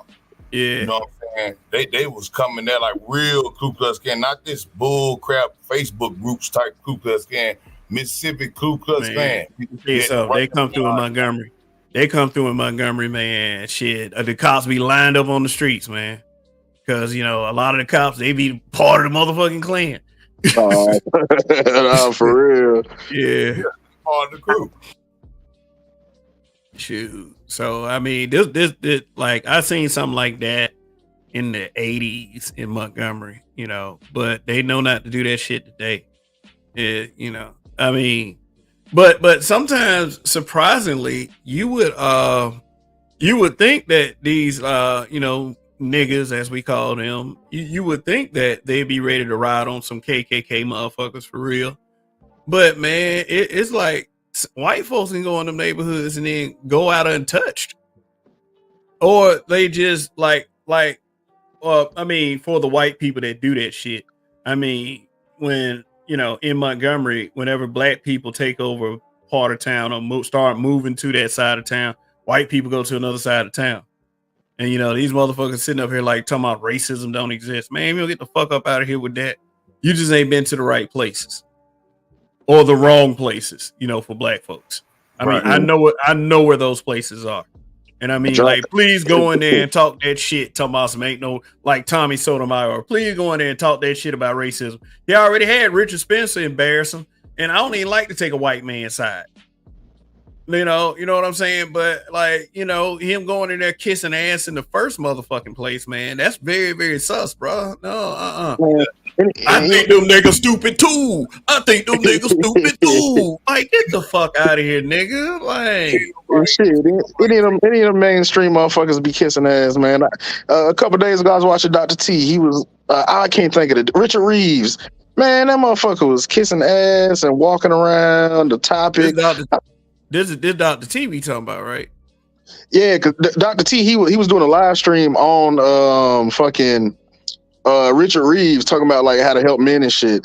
Man, them motherfuckers spent 3 hours talking about how great women are and like 10 minutes on how to help boys. I'm like, bro, you dancing around the issue, bro. What? And then Miss Dr. T. Son Johnson, if you're saying this, I mean, it's like he's supposed to be the guy that's supposed to care about black boys. Yeah, not Dr. T, but he was doing a stream of what Richard Reeves was talking about. Richard Reeves was the motherfucker dancing around the issue on the mainstream and shit. Oh, okay. Yeah, the fucking white dude. Well, he was. Yeah. Like I ain't. I wouldn't have thought that Dr. T. Son Johnson was like that as much as he, you know, advocates. So I mean, so Richard Reeves was the one that was, you know. Yeah. I don't know who Richard Reeves is. Who is Richard Reeves? Hey, yeah, he this mainstream white. I guess he's a socio-political guy, and he's supposed to be talking about like, hey, yo, society is like falling apart because we treating men like shit. So I'm like, all right, the motherfuckers really only care because, you know, the white women is getting out of fucking hand. The white women. Oh shit. That is very well their motherfucking issue, man. Yeah, because black women been acting a fool since the fucking forever. But now you done let this shit bleed over to my woman, so now we got to do something about it. But all right, it's whatever. He go up there and he got a panel. He got a black dude up there. He got another white dude and a lady, and they talking. And the motherfucker ain't saying shit for real. He dancing around issues to be nice to the girls. It's like, hey yo, just be up front with the shit. Hey girl, like not like that, like. Yeah, you think these Come on, man. They don't give a fuck, boy. They don't give a fuck what you got to say. A hair off that thing. A hair off that thing moves mountains. But most of the time, that's how it be, man. When they get up there and they start to talk about black men issues, which is very rare. It's like a 4 or 5 leaf clover when they actually do say and separate the people of color. You can barely get black in there now because now they just say people of color, and then now you lost me. Because I thought we didn't want to be colored people. Thought we fought against being called that. Coloreds here and whites there. And now we saying we back to colored people. I mean, they just man, who said that shit? I'm not rolling with that. Who said that? Hey man, listen up real quick. Shout out to Salty Balls. I don't know if I called that out. I mean, I showed you the Wacky D video. I mean, but here's the sound bit. Thank you for the super chat.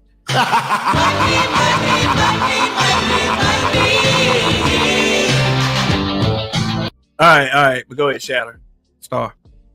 No, I was just saying, man, we black. When they remove the black from it, it's just like, man, you losing me. And then they typically get on there and it gets on to women's issues, and that's cool as long as we have some representation of some type of way where men and boys can have just the same, at least at the rate of what we're doing for our female counterpart. And those dudes just lose me because you really want to call them your counterpart. I know same skin color, but like due to the language being used as of late, calling them a counterpart is kind of like you got to really sit there and think about that. But I know what you're talking about. In demographics, for us, the stats, right? We can look at the stats and see overwhelmingly, right, where the kids are, right? They know where the child support going, and they know where it ain't going. So they know let me give you a warning. They don't like stats around here in nigga land. But you can use stats here, but a nigger them, Man, they mad because it's something they can't argue with. The motherfuckers on the mainstream, they don't want to talk about that shit for real. Because if they did, they'd have Tommy Curry or Dr. T up there to talk about it, but they don't call them. No, they'll call Cynthia G. Yeah. Yeah. She's got to be getting paid by those agencies. Yeah, because she keep the narrative going. Black men are sorry, defeated ass niggas, dust is, all that shit, man. Yeah, these motherfuckers on CNN like, oh, what's going on with the men and the boys? And it's like, hey, I got an answer. You could probably just ask. Like, hey, get somebody up that know what they fucking talk about. Dr. T been fucking, what? He been doing this shit forever. He read a book and everything. Call him up and ask him. Oh, we don't really want the answer. No, we just ask you to prove it. We know you can prove it, but I don't want to hear it. No, they'll bring in their specialists, and there's a guy on MSNBC. I cannot stand this dude. I cannot know his name. He's worse than Roland Martin by 10, and I don't even know how that could be even possible. But he's got gray hair and glasses, and he's got like this gray like high top or something. Hey, and Ray Hummer. Hey, real quick. What that dude's name is? Hey, real quick. Ray Hummer. No. That is not a word you can use on YouTube. That is a trigger word on the list. And you are talking about Cornel West, Shatterstar? No, I actually like some of the stuff that Cornel actually says. He gets off top of something. Are you talking about Thomas Sowell? No, I like Thomas Sowell. This guy here is, man, I have to find him because he was literally, man, MSNBC, I don't know how much they pay him, but he was saying some like audacious things like, yes, he was being openly racist in so many ways, the way he was saying it. And they was bringing him in as like the black man perspective. And I'm like, who is this dude? Like, where did they find him? Like, they had to literally look around to find this dude. I mean, I have to find the clip because Come on, Brandon Tatum. No, it's worse. I mean, this dude is worse. Hey, yeah, I'm trying to just throw some names out there. You said worse than Brandon Tatum? Yeah, because by far.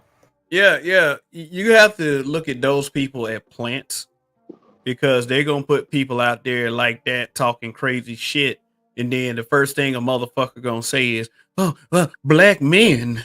Oh, what's wrong with these black men?" You know, that's the first thing these motherfuckers gonna say. So that whatever plan they have by putting that dude out there to say all these salacious things is fucking working. And the thing is really bad when they don't have a problem with it. You know, the people who put him on when they don't have a problem with it. So hey, shit. As far as I'm concerned, the chicken came home to roost. The motherfucker deal with it. yeah. So explain that a little bit, Christopher. Yeah, like, you know, they got that saying. They say, like, if America got a cold, the black community got the flu. It's like, man, a lot of this shit been going on with us forever. This shit done bled over. Now they care. They trying to do something. It's like, no, motherfucker, suffer. You too. How you feel when your bitch is unruly and out of and taking your kids and fucking got the state on you? The shit don't feel nice, do it? No, it don't. That's why they bend the rules in order to, you know, to be in their favor. You know, people are very remiss to give up power, so they always find a way. Yeah, motherfuckers want to cry and shit. Oh, why aren't the men getting married, bro? I can answer that in 10 seconds. You hoes is unruly and for the streets. I ain't marrying you. Period. There you go. The streets. Yeah. There you go. You want niggas to marry you? Stop being for the streets. Well, I mean, their argument these days is, why do we want them to, you know, why do we think that it always got to lead to marriage? Like, you know, some women don't want to be married. Yeah, you know what I'm saying? You know, so that could, you know, be the case, you know, because they are independent, yet they won't stop riding penises, which, you know, I understand that. You know, I don't expect them to stop. It becomes a problem within yourself when you do expect them to stop. So I wouldn't expect anything. Is if a person does the right thing off bat, then, you know, that's the one that you could, you know, not, I ain't saying she got to be all big gut and shit like that. I mean, whatever suits your taste. But I mean, what we all have to understand is that, you know, not everyone is built to be a suitor or what do they call a helpmate, you know, when it comes to a woman. I mean, not everybody's built to be a helpmate, and the way that a lot of these things are going these days, it doesn't look like there's too many of them like that. So I ain't saying she got to look a certain way. You know what's appealing to you, and you say you're a believer in God, correct? You know, God gonna put you with the one that, you know, you'll know when. I mean, don't force it though. That's all I'm gonna say. Don't force when. Yeah, because she may do something for you real quick, and you can be like, "Oh God, she's so nice. God damn, like I love her." And fuck up. I'm just saying, make absolutely sure. I don't know. I'm sorry. I have a hard time having sympathy for adults, man. It's like, yeah, I know. You know what you're doing. Like, hey, I ain't even mad at you. You want your independence? Be independent. But you understand, shit comes with independence. Oh yeah, I believe an adult should be treated like an adult. Don't treat any adult like a child. You know, you probably would expect me to say something like, especially the men, not especially the women. Shit, you know, those are the ones that want to be treated like children, and children to be treated like they're accountable. And, you know, I've heard arguments like that before, you know, like, you know, that would directly point to a child ain't just, sometimes some people just ain't shit because, you know, I hear this from single mothers and single mother sympathizers. Sometimes a child just ain't shit versus, you know, is always them niggas when it comes to them. So what I'm saying is we're dealing with a very bad mentality. when we try to take all things into consideration, yeah, hold the motherfuckers accountable. You're accountable everywhere you walk, black man, every fucking where. You know, so there's nothing wrong with holding an adult accountable, an adult. But Well, you know, no, we for sure, we man. got to guide. You got to guide the children, and it's not your responsibility to guide all children. You know, but if ever there's the opportunity, like a family member, then you know, at least give some advice if you can. You know, or you can just, you know, keep your fingers crossed for whatever their parents or parent is doing. But Shadowstar, go ahead. No, and the add on to that, man, you know, I always say there's never a bad kid, it's a bad parent. Because a man that have dealt with kids that know, especially young boys, I know what you've been through. I was a young boy one time, so I know what's going through your head. You know, I can see where your mom and them got you twisted up. You ain't number women in your house. Yeah, I can. He's not a bad child. You just not. He needs the outlet of male energy. He can't be around all that estrogen all day. He's not a bad child. And that's the thing that men think about when we see a child. We wouldn't say that because if we did, that would be relegated to us. Because now women gonna be, well, why you ain't got the kid? Because automatically we're gonna take that shot, that arrow right then. So yeah, we've been taking it forever. It's commonplace. It's commonplace. You know, it's and that's an issue. Yeah, seriously, it's like a lot. Go ahead. A lot of that shit is like, you can tell, like, you know, these baby mamas in particular, they ain't had no daddy in the house. So a lot of times they think the kid bad. It's like, he ain't even bad. He's just a boy. You just don't know what masculine energy. Boys is boys. They like to wrestle. They like to play in the mud. They like to play with bugs. They like to challenge themselves. That's what boys do. And it has to be directed, and it has to be pushed in the right direction. Yeah, but they look at it like, oh, you're bad because you're not acting how a girl would. It's like, nah, man. Okay. Let me go. King Kaizen AMV asked a question. He said, "What do y'all think about Jonathan Major's girl getting scooped by dude?" Talking about Micah Ely. Number one, and then he also turned around and said, "How would what would y'all have done in the situation?" I'd have gotten his grill. I mean, I wouldn't have hit him, but I'm like, dude, that's mad disrespectful. And you know, like, you gotta understand, Megan Good could have pushed the nigga off or something like that. Maybe it was, you know, I haven't seen it. I've only heard about it. I've seen a picture of it. It's like it's Hollywood, right? See, and this is the Hollywood thing, man. I want to add on to that, brother, before you even say that. Now think about it. Megan Good, that's his bro. I didn't even know they was dating. Okay, so that's his broad. Michael Ealy then did movies with this woman. They Hollywood. Now you knew Hollywood. Megan Good been in this thing. You just if I felt some kind of way about it, I'd have gotten the man grill. That's what I'm saying. Like, this your girl now. So now he picking her up the way he did, and how he was just sitting there being so nonchalant about it. I would have been kind of like, hold up, man. Hey, what you doing? And I would have checked that broad too, because like, hey, hold up. You know what I'm saying? Because she was just as. But I will tell you this. It'll also depend on how she acts as well. I mean, depending on her reaction to it, and whether she views it as disrespectful, is she just chill like that because, you know, she ain't no hulking character. I mean, shit. I think Michael Ealy kind of short, but Megan Good is shorter too, and you know, okay. Yeah, he scooped up. He scooped up. No, that ain't shit, man. I'm gonna say why it ain't shit. I mean, people making a big deal out of that shit because of Jonathan Majors and what he'd recently been through, but nah, bro. Yeah, I don't think Jonathan Majors care, because I don't even think they're together for real. Me personally. She Hollywood, man. He knew Hollywood. See, these Hollywood relationships is just what they is. They Hollywood relationships. You know what I'm saying? So, you know, you don't know what kind of stuff they got going on, man. You know what I'm saying? You know, I just know she old Hollywood. You know, she know Michael Ealy probably real good. You feel what I'm saying? Yeah. I think, Jonathan Majors, he was like, shit, I got to get a black girl for like PR and making good deed to somebody. And I think it's a financial thing. If anything, I don't think they really fucking with each other like that. No, real talk. Yeah, that's what I'm thinking. Like, it's Hollywood. That's why I say Hollywood relationship. I mean, and he got to keep up a professional face. You don't know what he said off camera, bro.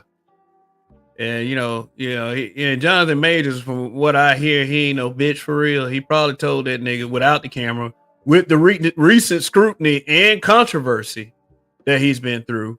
He trying to get him back on his feet, man. Sometimes it's best not to, act in certain situations. But we're dealing with a bunch of messy ass niggas though. We have to understand it as well. Yeah.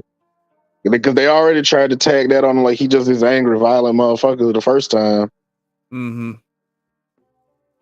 Yeah, if he want to keep his jobs coming and keep them scripts where he getting in, he gonna have to chill. And a big moment with Michael Ealy could derail him at this point. Said like Alicia Keys and Usher at the Super Bowl, but not from the back. Yeah, Usher be on some sneaky shit though, man. Like seriously, I believe that about him. I believe that about him. Yeah. That Usher shit was ridiculous. He gonna get your girl. Well, don't leave girl around here, man. True player. He already told you, man. He already told you, man. Like with Keke Palmer, that whole incident. Yeah, I know y'all remember that.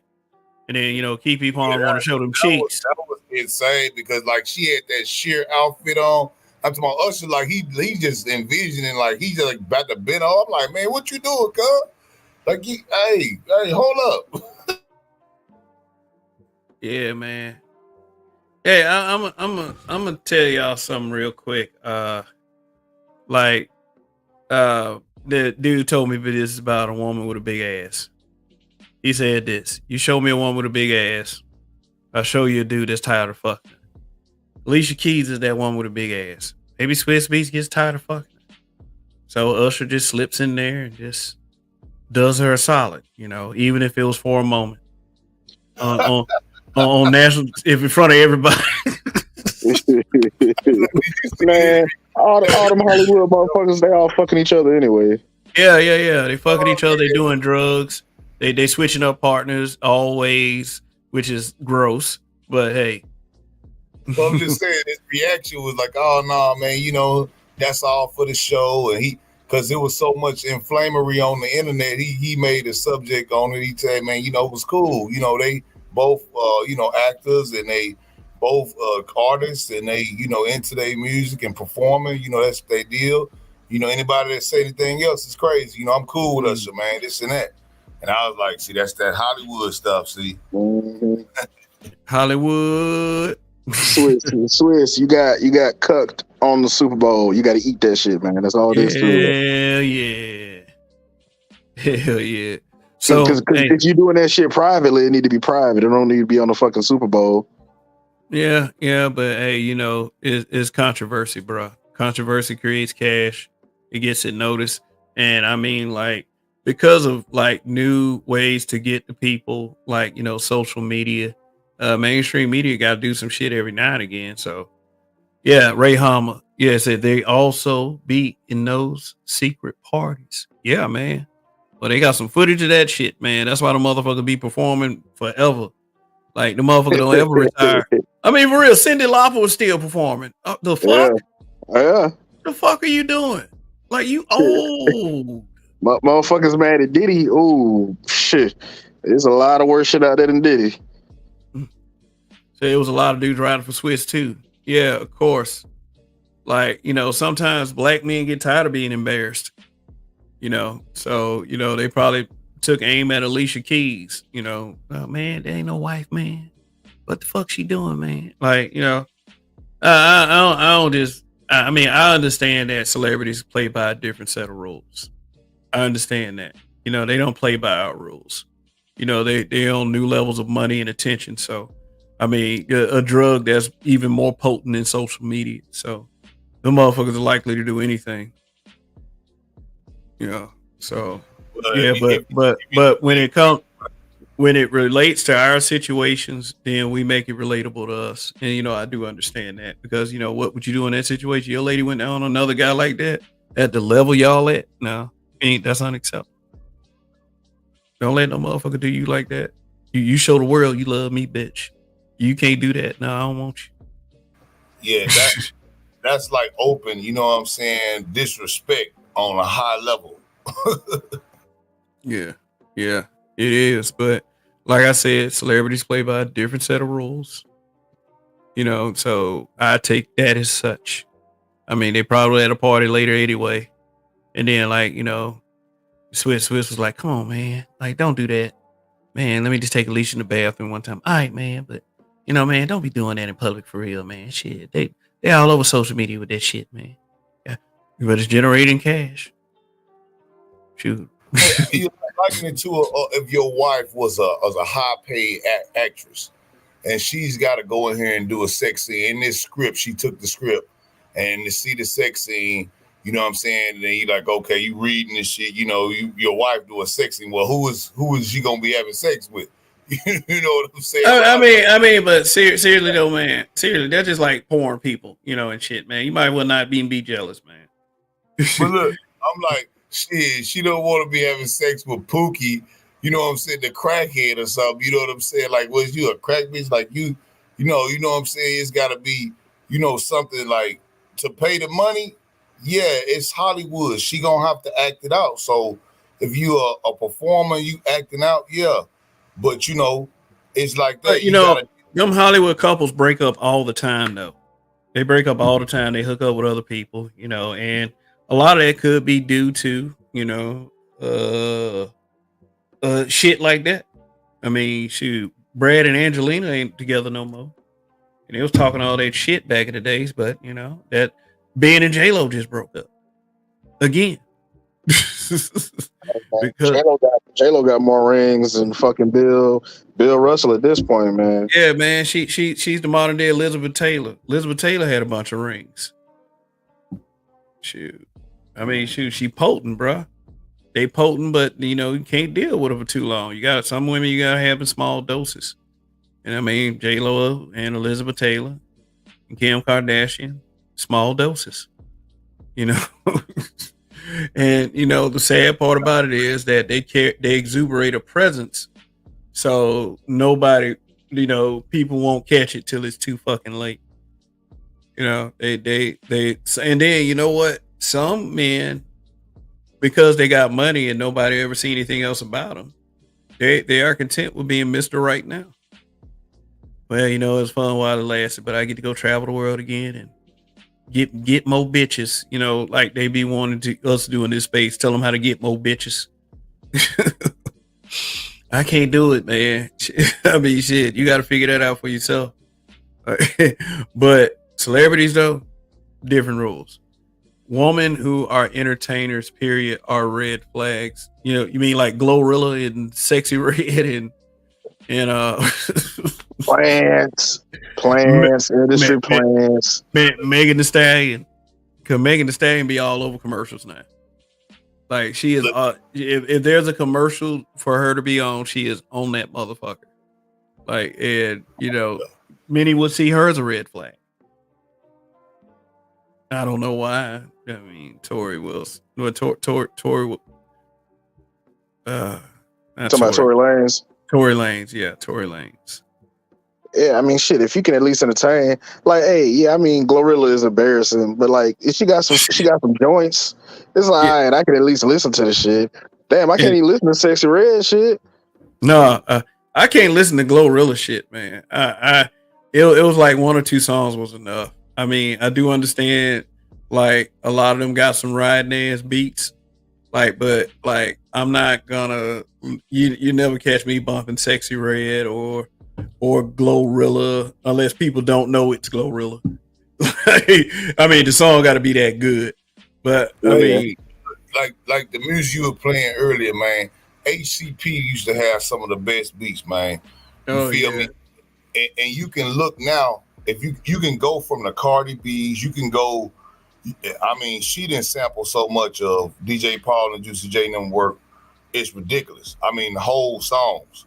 Drake included him. He didn't need a couple of them.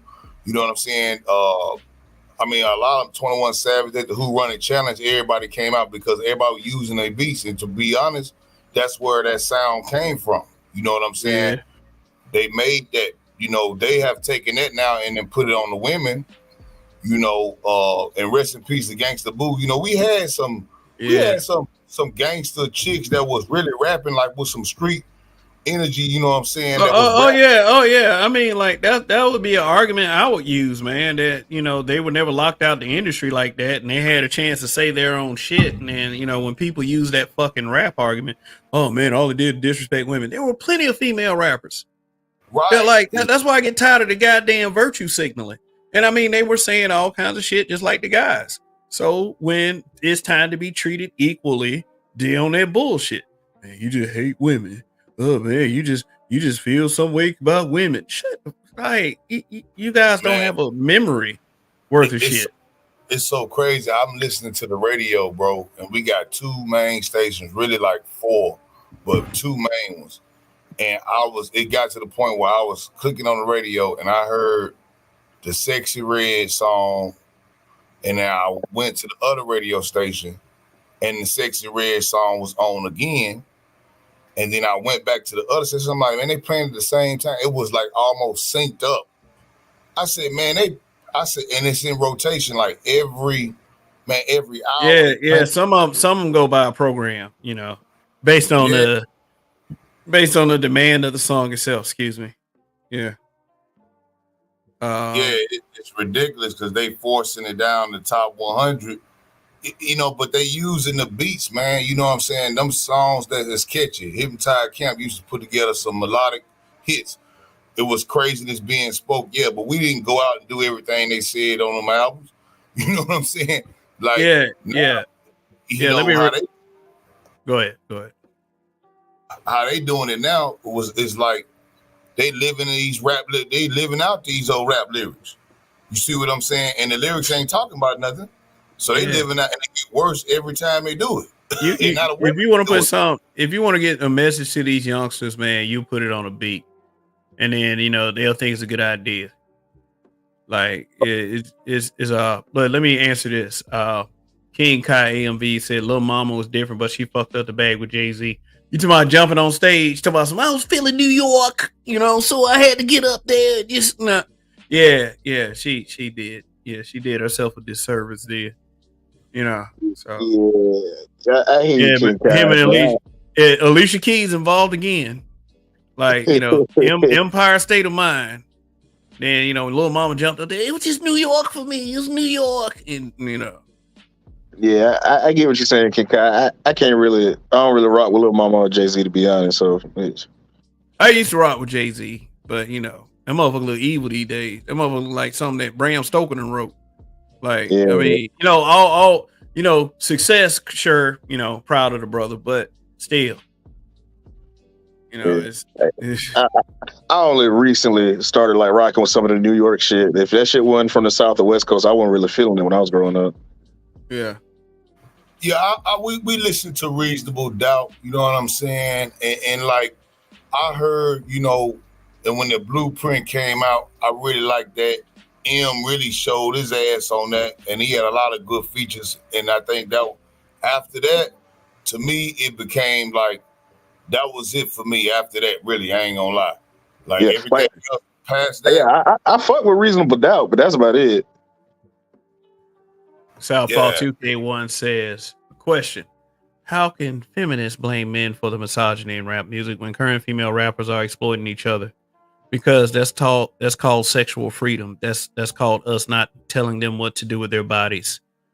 You know, it's as Megan Thee Stallion said, they're controlling rap and sex right now. And it's pretty much like the same shit, even a little bit more egregious.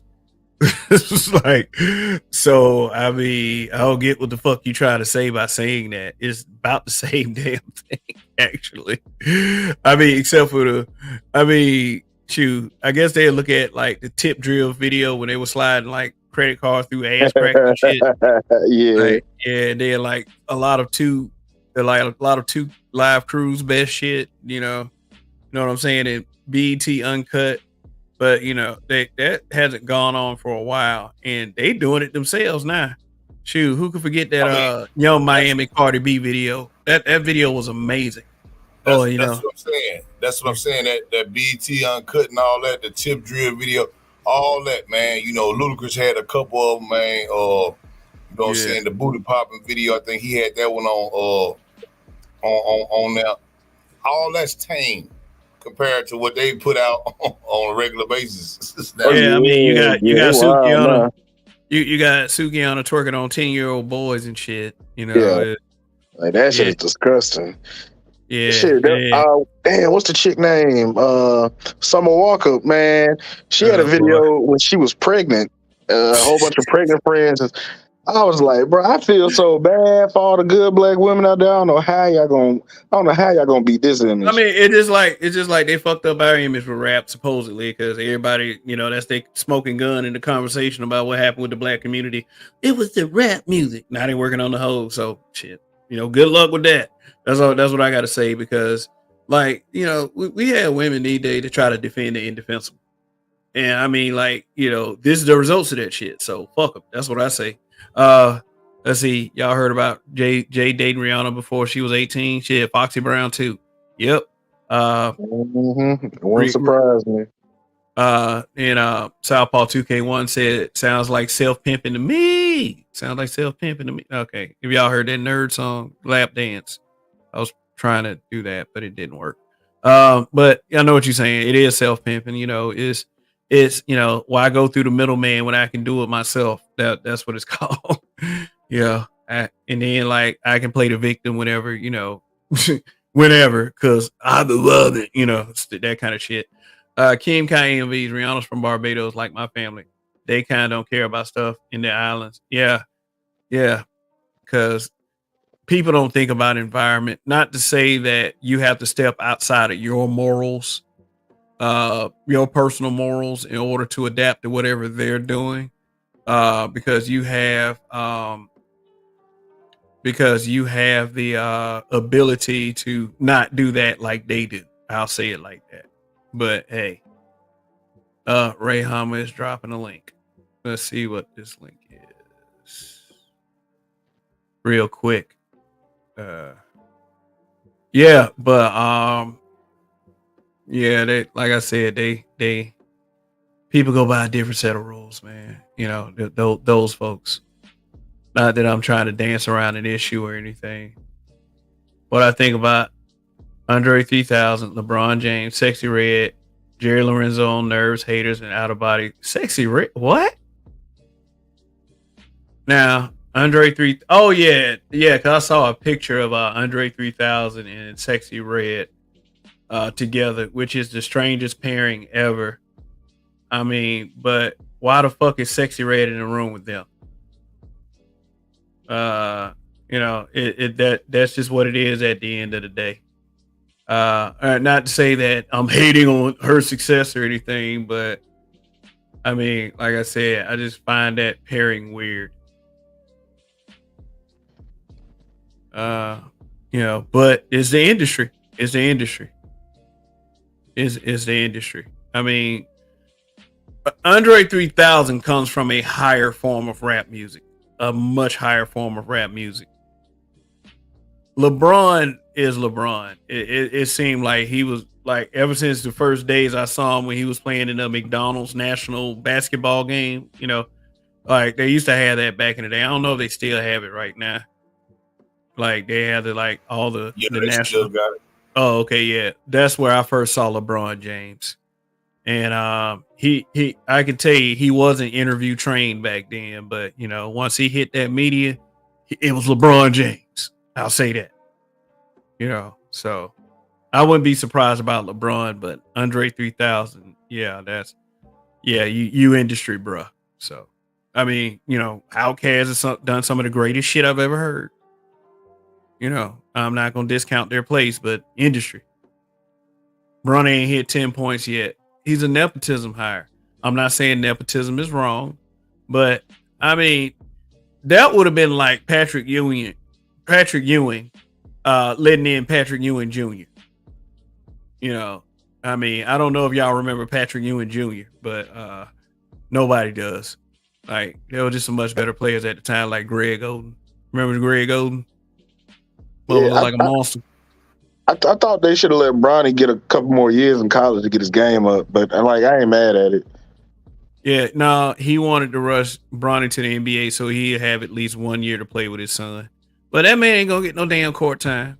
That man gonna get like one or two series on the ball. Like, cause you know, if you're a basketball team in the NBA, you in there to win a championship.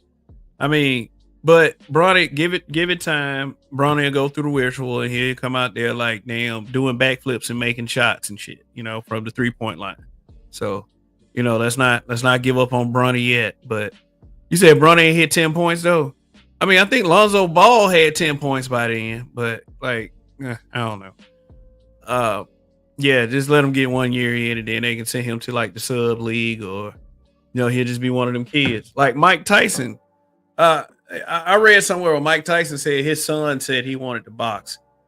And Mike Tyson was like, nah, man, you grew up traveling and getting what you want, basically. You ain't gone through the struggle like me, man. I came from nothing and did that shit. I was fighting animals and shit. Well, not animals as in real animals, but he was fighting like some nasty fucking boxers. He said that ain't your lifestyle. You know, that ain't your lifestyle, man. You spent your whole life getting what you want. So now, nigga, you soft. You tell his son he was soft. He was trying to say it in a way that, you know, you're not prepared for that. You know, you ain't. He already done it. He didn't got you paid just by being a squint to my son. Like, I don't want you to have to go through that either.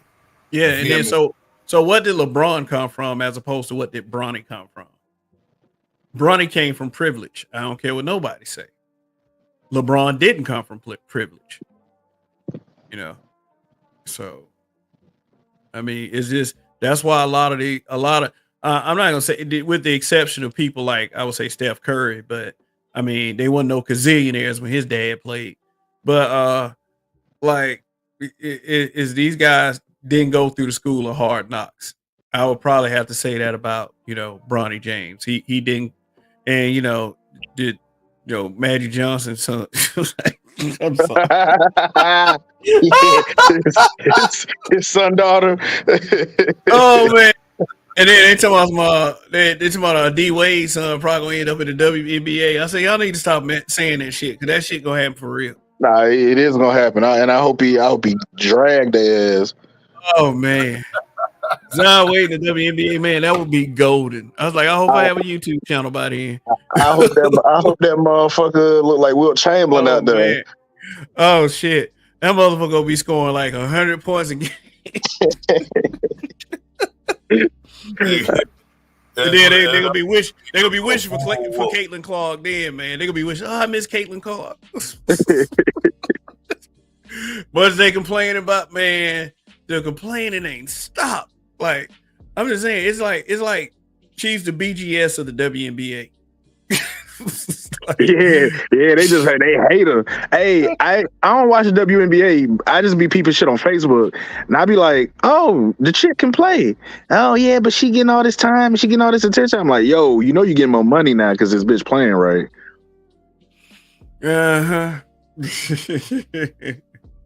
But now they don't. They want it to be them. They come from that group of people that believe that they can shame you into liking them. And I mean, like, that's whatever group you want to pick when it comes to them. Like, you know, they think that, oh my God, the men need to get on board with like they do the NBA. I said, number one, you should be talking to men and women when you talk about something like that. The NBA's fandom is men and women. But guess who make up mostly of the WNBA's fandom? Men. People are idiots, man. Not to say that there's not any women out there that don't know about the WNBA, but they're far and few between. D Wade was talking about, man said D Wade was talking about starting the nail business. The more he talked, the more hard he make it on himself when brothers be looking at him. Hey, what about that shit Marlon Wayans did? You know, wearing like, man, like he was looking all crazy in the camera. I said, man, you could have did that in like a You could have did that in like a more. I mean, I know you saying that.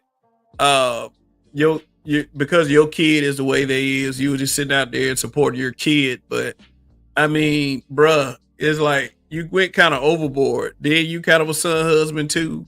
Like you talking about some. I don't want to marry no woman because I don't want to have to choose between her and my mama. I'm like, nigga, you looking kind of weird at this point.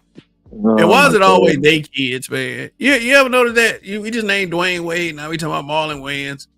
I mean, shit. Then you can also bring Charlize Theron into the conversation. Like, you know what? I think they be having their kids at them parties, bro, and then they be peeking in the room, and then they be traumatized for life.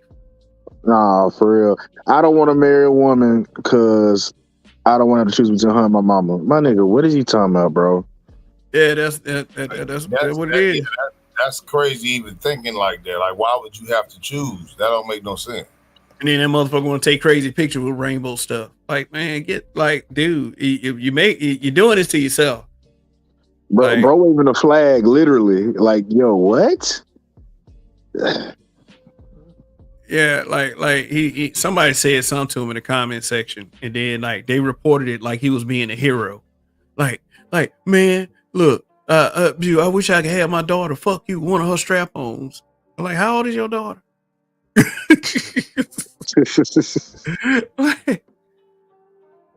Oh, I'm all in support. Like, yeah, he did white chicks. Like, yeah, I mean, like, I know some people that think white chicks is funny. Now, look, you don't have to be exactly gay in order to laugh at men in dresses, because we used to do it all the time back in the 80s and 90s, and we kept our sexuality. So, these new niggas out here, I don't know about y'all, but we used to laugh at Shanae. We used to laugh at Flip Wilson when he did it. It was who else did that female character shit? Some of us watch Bosom Buddies with Tom Hanks. Damn near everybody. Drag is like comedy 101, ain't it? Yeah. We used to laugh at it when they used to do it on Saturday Night Live. But people stay away from that stuff until they can't do that anymore. I mean, it ain't like I want to see it resurge or anything like that. I mean, you got to remember that Eddie Murphy did, all the Clump characters. And he did Respucia on Norbit, and then Martin Lawrence did Big Mama's House, and then I ain't gonna even bring Tyler Perry into this because Tyler Perry is a different animal. Wesley Snipes did 2-1 Fu, yeah, and it almost fucked his career up.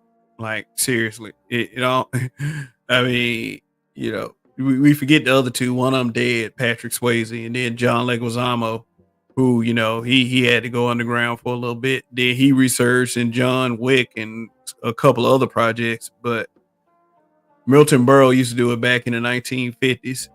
Yeah. And I mean, but like, let's see. But Marlon Wayans right now, I mean, the way it would be odd for them to, like, I hear they're working on doing white chicks too, but it would be odd to see it today as opposed to when it first came out. Because when motherfuckers was doing it back then, nobody thought, oh yeah, it's funny. He dressing up, he in a dress. That's funny. You're not supposed to be in a dress. Ain't nobody think you was like on no fruit, nothing like that. You know what happened though? Conspiracy theories, the Illuminati stuff, the hand signal. All the conspiracy theories about what's happening to the kids in Hollywood, which I believe a certain extent that is true. Like, remember, edutainment purposes only. But because Corey Feldman tried to come forward with it, and nobody said shit. Like, it was. Then you had this thing with Drake Bell, and then you had this thing with Dan Snyder, who wrote like a lot of the Nickelodeon shows that came out in the late 90s, like Kenan and Kel and all that. Yeah, he was Dennis Blunden in Head of the Class. You remember the fat nerd and like the guy who was like the nerd archetype, Arvid. Yeah, that the fat one was named Dennis. Dan Schneider is Dennis, and they said that he used to like be on some real like pedo shit for real. Like, and, they suppress stories like that, but with Hollywood, but because Hollywood, let me finish real quick. Because Hollywood, you can't look at the whole man in dress thing normal because all of that information has started to come to the surface. Then you got Weinstein and the whole Epstein thing. I mean, it's so much of it out there right now. It's just that like all of it just get put together real easy. And then the thing is, parents leading their little girls to R. Kelly, you know, that shit ain't helping either. There's a kid problem amongst the industry. Yeah. You know. And I try to tell people, hey, it's always been like that, man. It's a nasty, satanic little thing. They've been doing it for a long ass time. I like to remind everybody, you know, Aaliyah's first album was called Age Ain't Nothing But a Number, and she had R. Kelly on the cover with it. That was pretty direct. It was very direct. And I mean, like, and we all know the story with Aaliyah and R. Kelly. They were actually married. And Lifetime tried to tell it like, you know, hopefully the father did disagree with it, but he's still kind of let it happen. And then, you know, that probably wasn't the whole story anyway. Motherfucker be sending threats and shit, letters. Hey, you better let her come on, or, you know, somebody gonna pay you a visit, you know, something like that. But, you know, well, look what ultimately would happen to Aaliyah. You know, gone.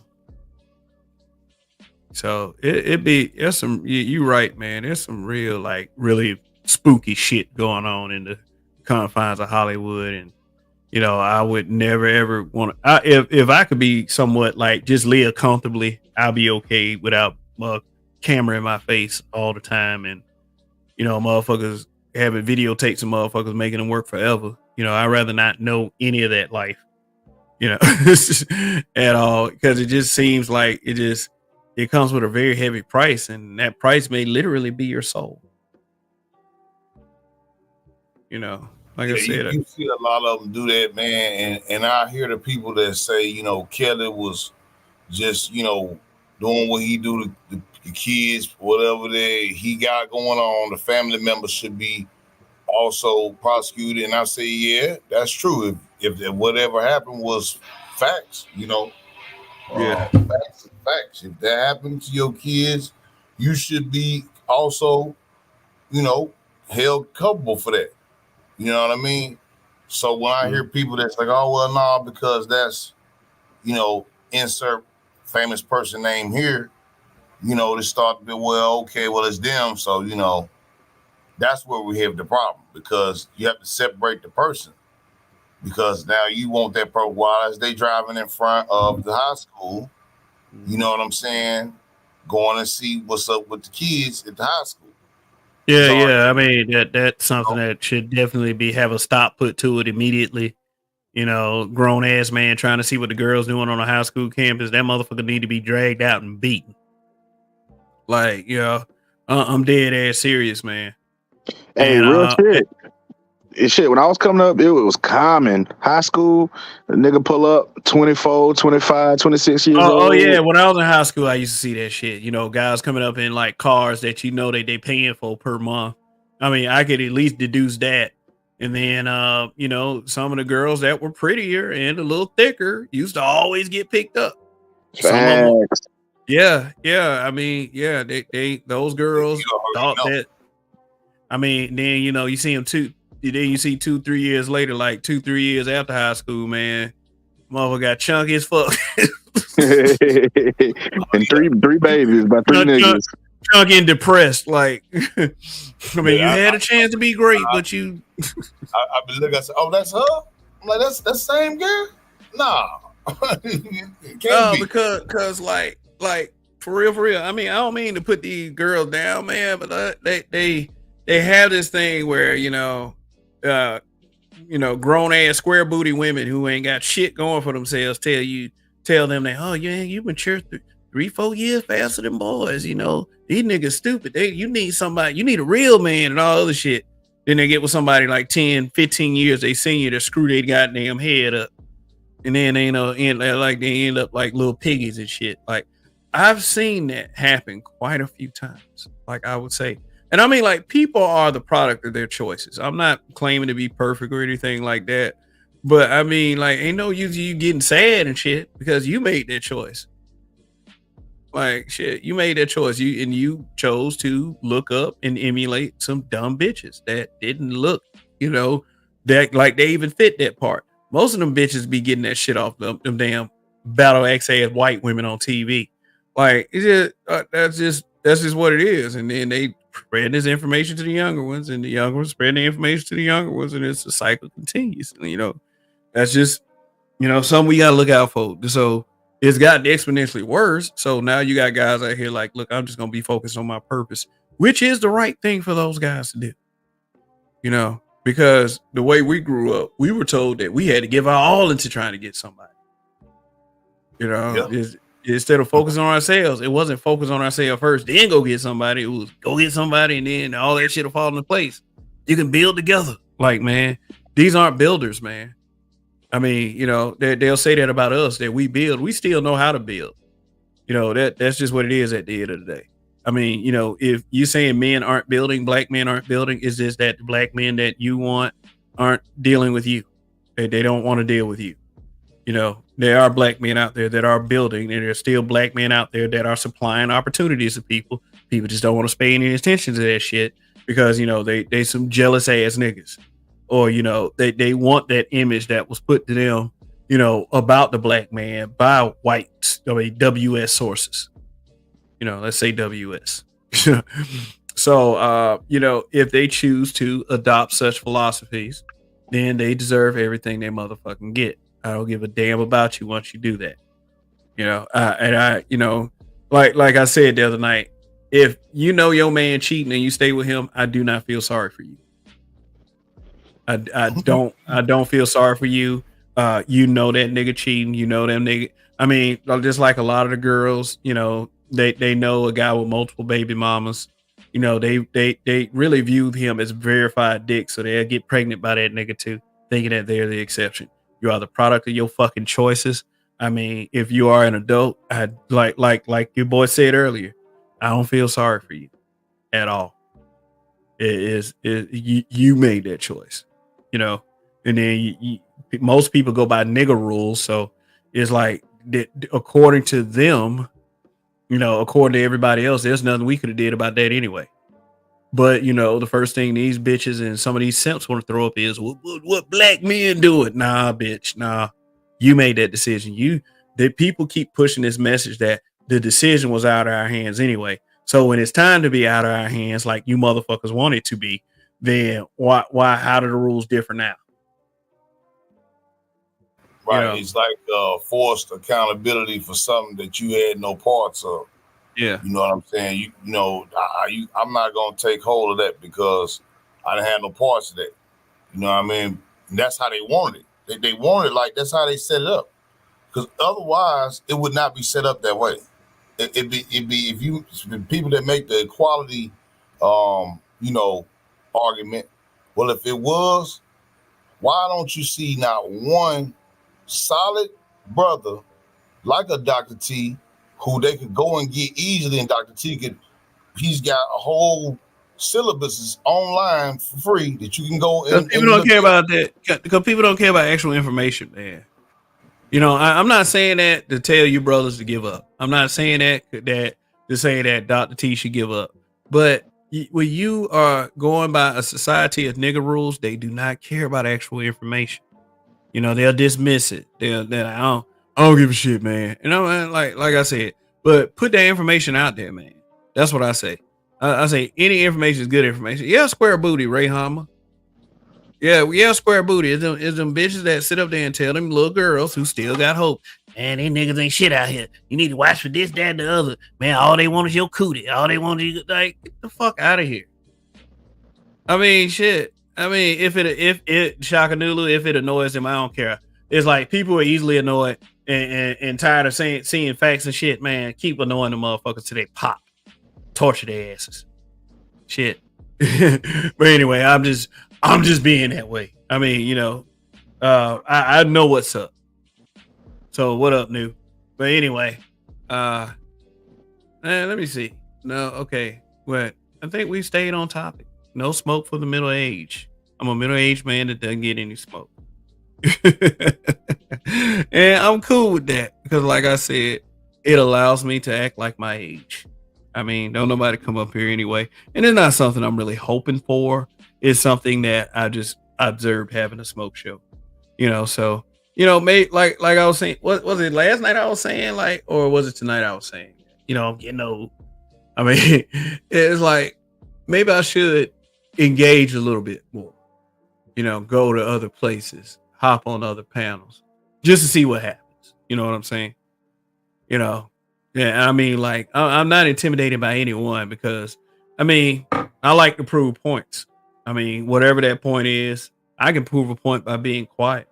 But there are certain things that I won't stand. There are certain things that I will not stand for. And is the thing is like, if I know what a situation is, I'll act accordingly. I ain't gotta cuss you out. I ain't gotta yell. I ain't gotta say that I'm gonna buy a plane ticket and come to your house because that's a waste of time. I could be doing something productive while they're trying to do that. But so when I say things, on the rare occasion that I do say things, I just make sure they cut deep and I'm to the point. I don't have to threaten anybody. I don't have to bring people's families into it. I don't have to do any of that. I just focus on you. And that's my deadliest weapon of all. But until that weapon has to be used, I'm going to act my age. Anyone disagree? I hope not. Man, that's how you get old, man. Look, hey, the old school told me in Mississippi, he was telling me, he said, man, as I call him old school, he said, man, you know why you call me old school? I'm like, why? He got a little car wash company, you know what I'm saying? He'd been all around the world, but he got this little car wash company. He said, man, you old, man, you still washing these cars? He's like, yeah. Hey, man, you know what, though? You know what, though, Ray Hummer, and I'm going to let you finish Shadow Star. I mean, like, if they could get a BBL, then they got to get past that James Worthy looking face, and then the Brillo pad looking hair and shit, man, and then like I don't know, acting like what was that lady, that gossipy bitch that Kim Wayans used to play? I mean, it's a lot of things, man, that go into making a package of a woman, man. Shit, BBLs don't help everybody, Man, motherfucker got to do some sit-ups first, man. Shit, try some leg squats, man. Oh, what up, Roger? Roger, the Roger Report. My habitual line stepper brother. What's good, man? Good to see you. Raj, what up, man? Yeah. What up, Rod? It's even worse now, man. They're doing the Ozempic now, man. It's the Ozempic thing now. They don't want to work out. They don't want to eat right. They still want to eat right. You guess what's gonna happen? You're gonna see you're gonna see you're gonna see some commercials come out about 2 or 3 years from now, and they're gonna say, if you've been taking Ozempic, you could be entitled to compensation. Nah, fuck out of here with that. I will not be the product. Like I'll not be the product of this shit. Shoot, like it's no. I mean, I'm gonna do another watermelon detox probably in August or something like that. And I mean, I don't call it a detox. I call it a fast, a watermelon fast. I did it for 5 days successfully. Once I got a taste of some popcorn, though, it was over with. I was like, God damn, this shit. That was some of the best popcorn I ever had. I took my kid to see Inside Out too. And man, bruh. I was like, it was popcorn, man. I was just like, that was some of the best popcorn ever, man. You be thinking about all kinds of shit. I was thinking about a salad, man, that whole week. I was like, man, how good this salad gonna be when I make it? Like, bruh, it was, man. But shit, I felt pretty good afterwards, man. Shoot, lost a few pounds. I mean, yeah, man, it takes effort, man. It takes work. Anybody that's doing it and need to lose weight, you gonna automatically give you the diet, man. Your calorie intake, what you're burning. These are things your physical trainer gonna ask you. If you want to go and get a BBL because you don't want to do no work to get your squats or whatever, and you want to go get all the tummy tuck and all this here because you're just fat as hell. No. But see, here's the thing, though. Like, not all BBLs are equal. Sometimes it be them skinny girls, man, and then it look like she look like 2 lollipops put together trying to walk and shit. That shit be gross too, man. Yeah, seen a couple. She be gross as fuck too. Hey, the Shaka Nulu point. Hey, Kev, you see that video of the fat black lady? That she's Talking about Brittany Cooper. Yeah, I know. Hell no. Hell no. Whatever you eat, put that shit down. Like, come on now. Come on now. Yeah. I was about to say something about that. Yeah, Brittany Cooper. Yeah, her nickname, she's a professor at a university. Her nickname is Professor Crunk. What woman called themselves Crunk? Get the fuck out of here. Do a 3-day watermelon fast, then come into watermelon. Huh? Do a 3-day water fast, then come into watermelon. Oh, okay. I might actually try that. 3 days over water. Whew. Shit. That's gonna take some mental preparation, man. Man, I did a 12-day water fast. That shit was rough. Rough, but say, yeah, you think about killing the first thing you see crawl across the street. It's okay to cook this puppy. Like nobody would miss it. Like everybody's like, but it's a puppy. It's so cute. Fuck you. Like, nah. But yeah, it takes a lot of mental control. It took me some mental control to get through 5 days of watermelon, but I did it. I said, I'm gonna do 5 days. I'm gonna stick to it. I was thinking about trying to stretch it out a little bit to probably 8 days, but new suggestion probably isn't that bad. Like just do 3 days of water and then like go into watermelon. That probably guarantees that yes, I will drop a few pounds if I do that. I dropped a few pounds when I did the 5-day watermelon. So yeah, plus it'll give your body a good detox as well. Which, you said it's sad now. Too many black women don't want to work out. Instead of competing with other women, they want to shame black men or bully Respucia black men into dating. You talking about Norbit? Norbit ass niggas into dating them as they are. Promoting Lizzo instead of Rihanna. He said 3 days is easy. It's the way we sort out guys when they say they want to be a 5%er. Oh, okay. Yeah, I gotta get. I've never thought about 5%er. I don't even really know what that is for real. I can admit that when I don't know something, I do some research with that. Man, I did a 3-day, man, because I just had to get in the sauna, man, and 3-day it out for particular reasons. And you feel me? A couple of times, man. Most of the time when I do it, it's been about 3 or 4 times. Every time though, I'm gonna lose some weight, man. You know what I mean? Because you gotta clean your system out, man. That water is gonna clean you. It's gonna get you right because you're gonna lose a lot of weight just because of that. Because that's a religious following. No, I wouldn't say religious because that's a belief system. 5%er. Yeah. 3 days cell rejuvenated. Start cell rejuvenated. Oh, okay. Yeah. I water fasted for almost 2 months. You are a master of oneself. Damn, that's crazy. Them 12 days, I was hurting. I ain't know about the minerals and shit you're supposed to take after a while. So I ain't get into the minerals until like late into it. Oh, okay. Oh, so it's not just water. Yeah, because like after a while, you don't get certain minerals that your body, like your heart rate will start kicking up and shit. So you got to put like some type of minerals, magnesium and shit, so that your heart rate stay normal. Oh, okay. All right. He said that's science. But definitely information is tangible and factual. Yes. Facts you can use. But yeah, it's 2.5 hours, man. Like, let's see. Like I said, I'll focus on Dr. Umar tomorrow night. I'll try not to do Dr. Umar too bad, but dude getting ridiculous. And plus, I think it calls for some entertainment. I'm not going to disrespect the brother, but, I'm going to allow him to disrespect himself. We're just going to examine, like, because at the end of the day, if you are to take anyone serious up here, who would you take serious? Like, somebody like Dr. Umar is making his round saying stupid shit, and then it just seems like people are just attracted to stupid shit. So they make a powder. Yes, they make a powder for water fast. Oh, okay. So I'll be looking goofy just drinking straight water. They have to. There's some stuff that goes along with that. Yeah. So, all right, man, gentlemen, do you have anything in closing to say? Yeah, I'll be brief. Hey. Salute, Kev. Hey, salute to the chat. Salute to my brother Shadow. Hey, y'all keep up. Hey, do whatever it is that you do, man. Keep your heart to God. Be right. Also, tomorrow, since Kev showing grace, hey, Umar, fuck you, dude. I know what you want, bro. So fuck you. That's how I feel about it. That's all I really got to say. All right. So yeah, he's getting that shit started already. So thank you, Christopher the Conqueror. What about you, Shadowstar Actual? Man, appreciate you having me up, Kev, man. Chris, man, he funny, man. I feel you on that, man.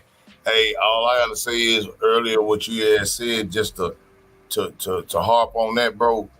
Where we know where we got the through line, that's where we operate, because a lot of the hate and all that, man, as men, real men don't have that problem, because I don't have to agree with everything a man got to say to know we got a through line. You know what I mean? And we all stand together with that. Be a lot harder for the ones who want to take that away to work their magic on us. Once they get us separated, they got us. You know what I mean? So, you know, the through line need to be achieved, and that goes along with, you know, the whole operation, because anybody else who does not see that is going to be a victim of their own doing. And if we don't see that right now with the politics and how they've done it, you're a damn fool. Yeah. Thank you for that. SSA, Shadowstar Actual. I will say Shadowstar Actual because, you know, SA means something in this space. So my apologies for that, my brother. But, you know, thank you guys for coming up once again. There's no smoke for the middle age. And, you know, I ain't even saying that it's a respect thing. I ain't even saying that. You know, me being a middle age guy. I mean, I ain't saying, man, they respect me that much, man, so they'll give you no smoke. Like, I mean, I just like, it's what I said earlier. And, you know, if y'all want to go back and listen to what I said earlier, you know, that's why we do these shows the length of time we do these shows for. If you actually have time to do it, because I know some of y'all got time to do it if you want to, because some of you motherfuckers be in this space all motherfucking day. I mean, I see people, but, you know, I don't be commenting in everybody chat. You know, I be ghost watching a lot too, just checking on y'all. See, it's and a lot of this time, it's just to make sure that, you know, like y'all doing okay, and, you know, just to make sure that, you know, that people are still, you know, doing their content and shit like that. You know what I'm saying? It ain't something like, ain't like I care or anything. Like, man, I care about you niggas, man. No. I don't get that wrong. Don't get that twisted. You know, just that, you know, this type of way of life, I would say, is kind of interesting. And, you know, it's interesting to see that people stay in it. So, you know, and let's welcome new motherfuckers sometimes too. You know what I'm saying? You know, all new motherfuckers ain't bad. You know what I'm saying? Some of y'all will say all though. Say fuck them niggas. But anyway, thank you once again for my, you know, to have the breath of my body to be allowed to bring you content once again. And I will see you guys tomorrow night. I'm be looking for some Dr. Umar stuff tomorrow. It's just gonna be, and hopefully we'll have fun, man. You know, since he want to say YouTube and struggle streamers, you know, we'll have a little fun with that jackass too. So, yeah, that's it. Struggle stream is out. No, I'm just playing. I don't think I'm struggling. Shit. I think it takes a lot to come up here and say words that people are interested in hearing. I do. Not everyone can do it. And that's a lot of people's problem around here, is that not everybody can do it. But there are a few people who can. And for those few, I salute you. So anyway, that's it for right now. I am done with this shit for tonight. And I will see you guys tomorrow night, Tuesday night, Wednesday night, Thursday night, Friday night, God willing, Saturday night, you know, and so on and so forth. Because, you know, thank God if you get a tomorrow. So long live the habitual line steppers. In Kev we trust. Oh God, I said it. I ain't mean to. It was just reflex. Don't give up when I'm out.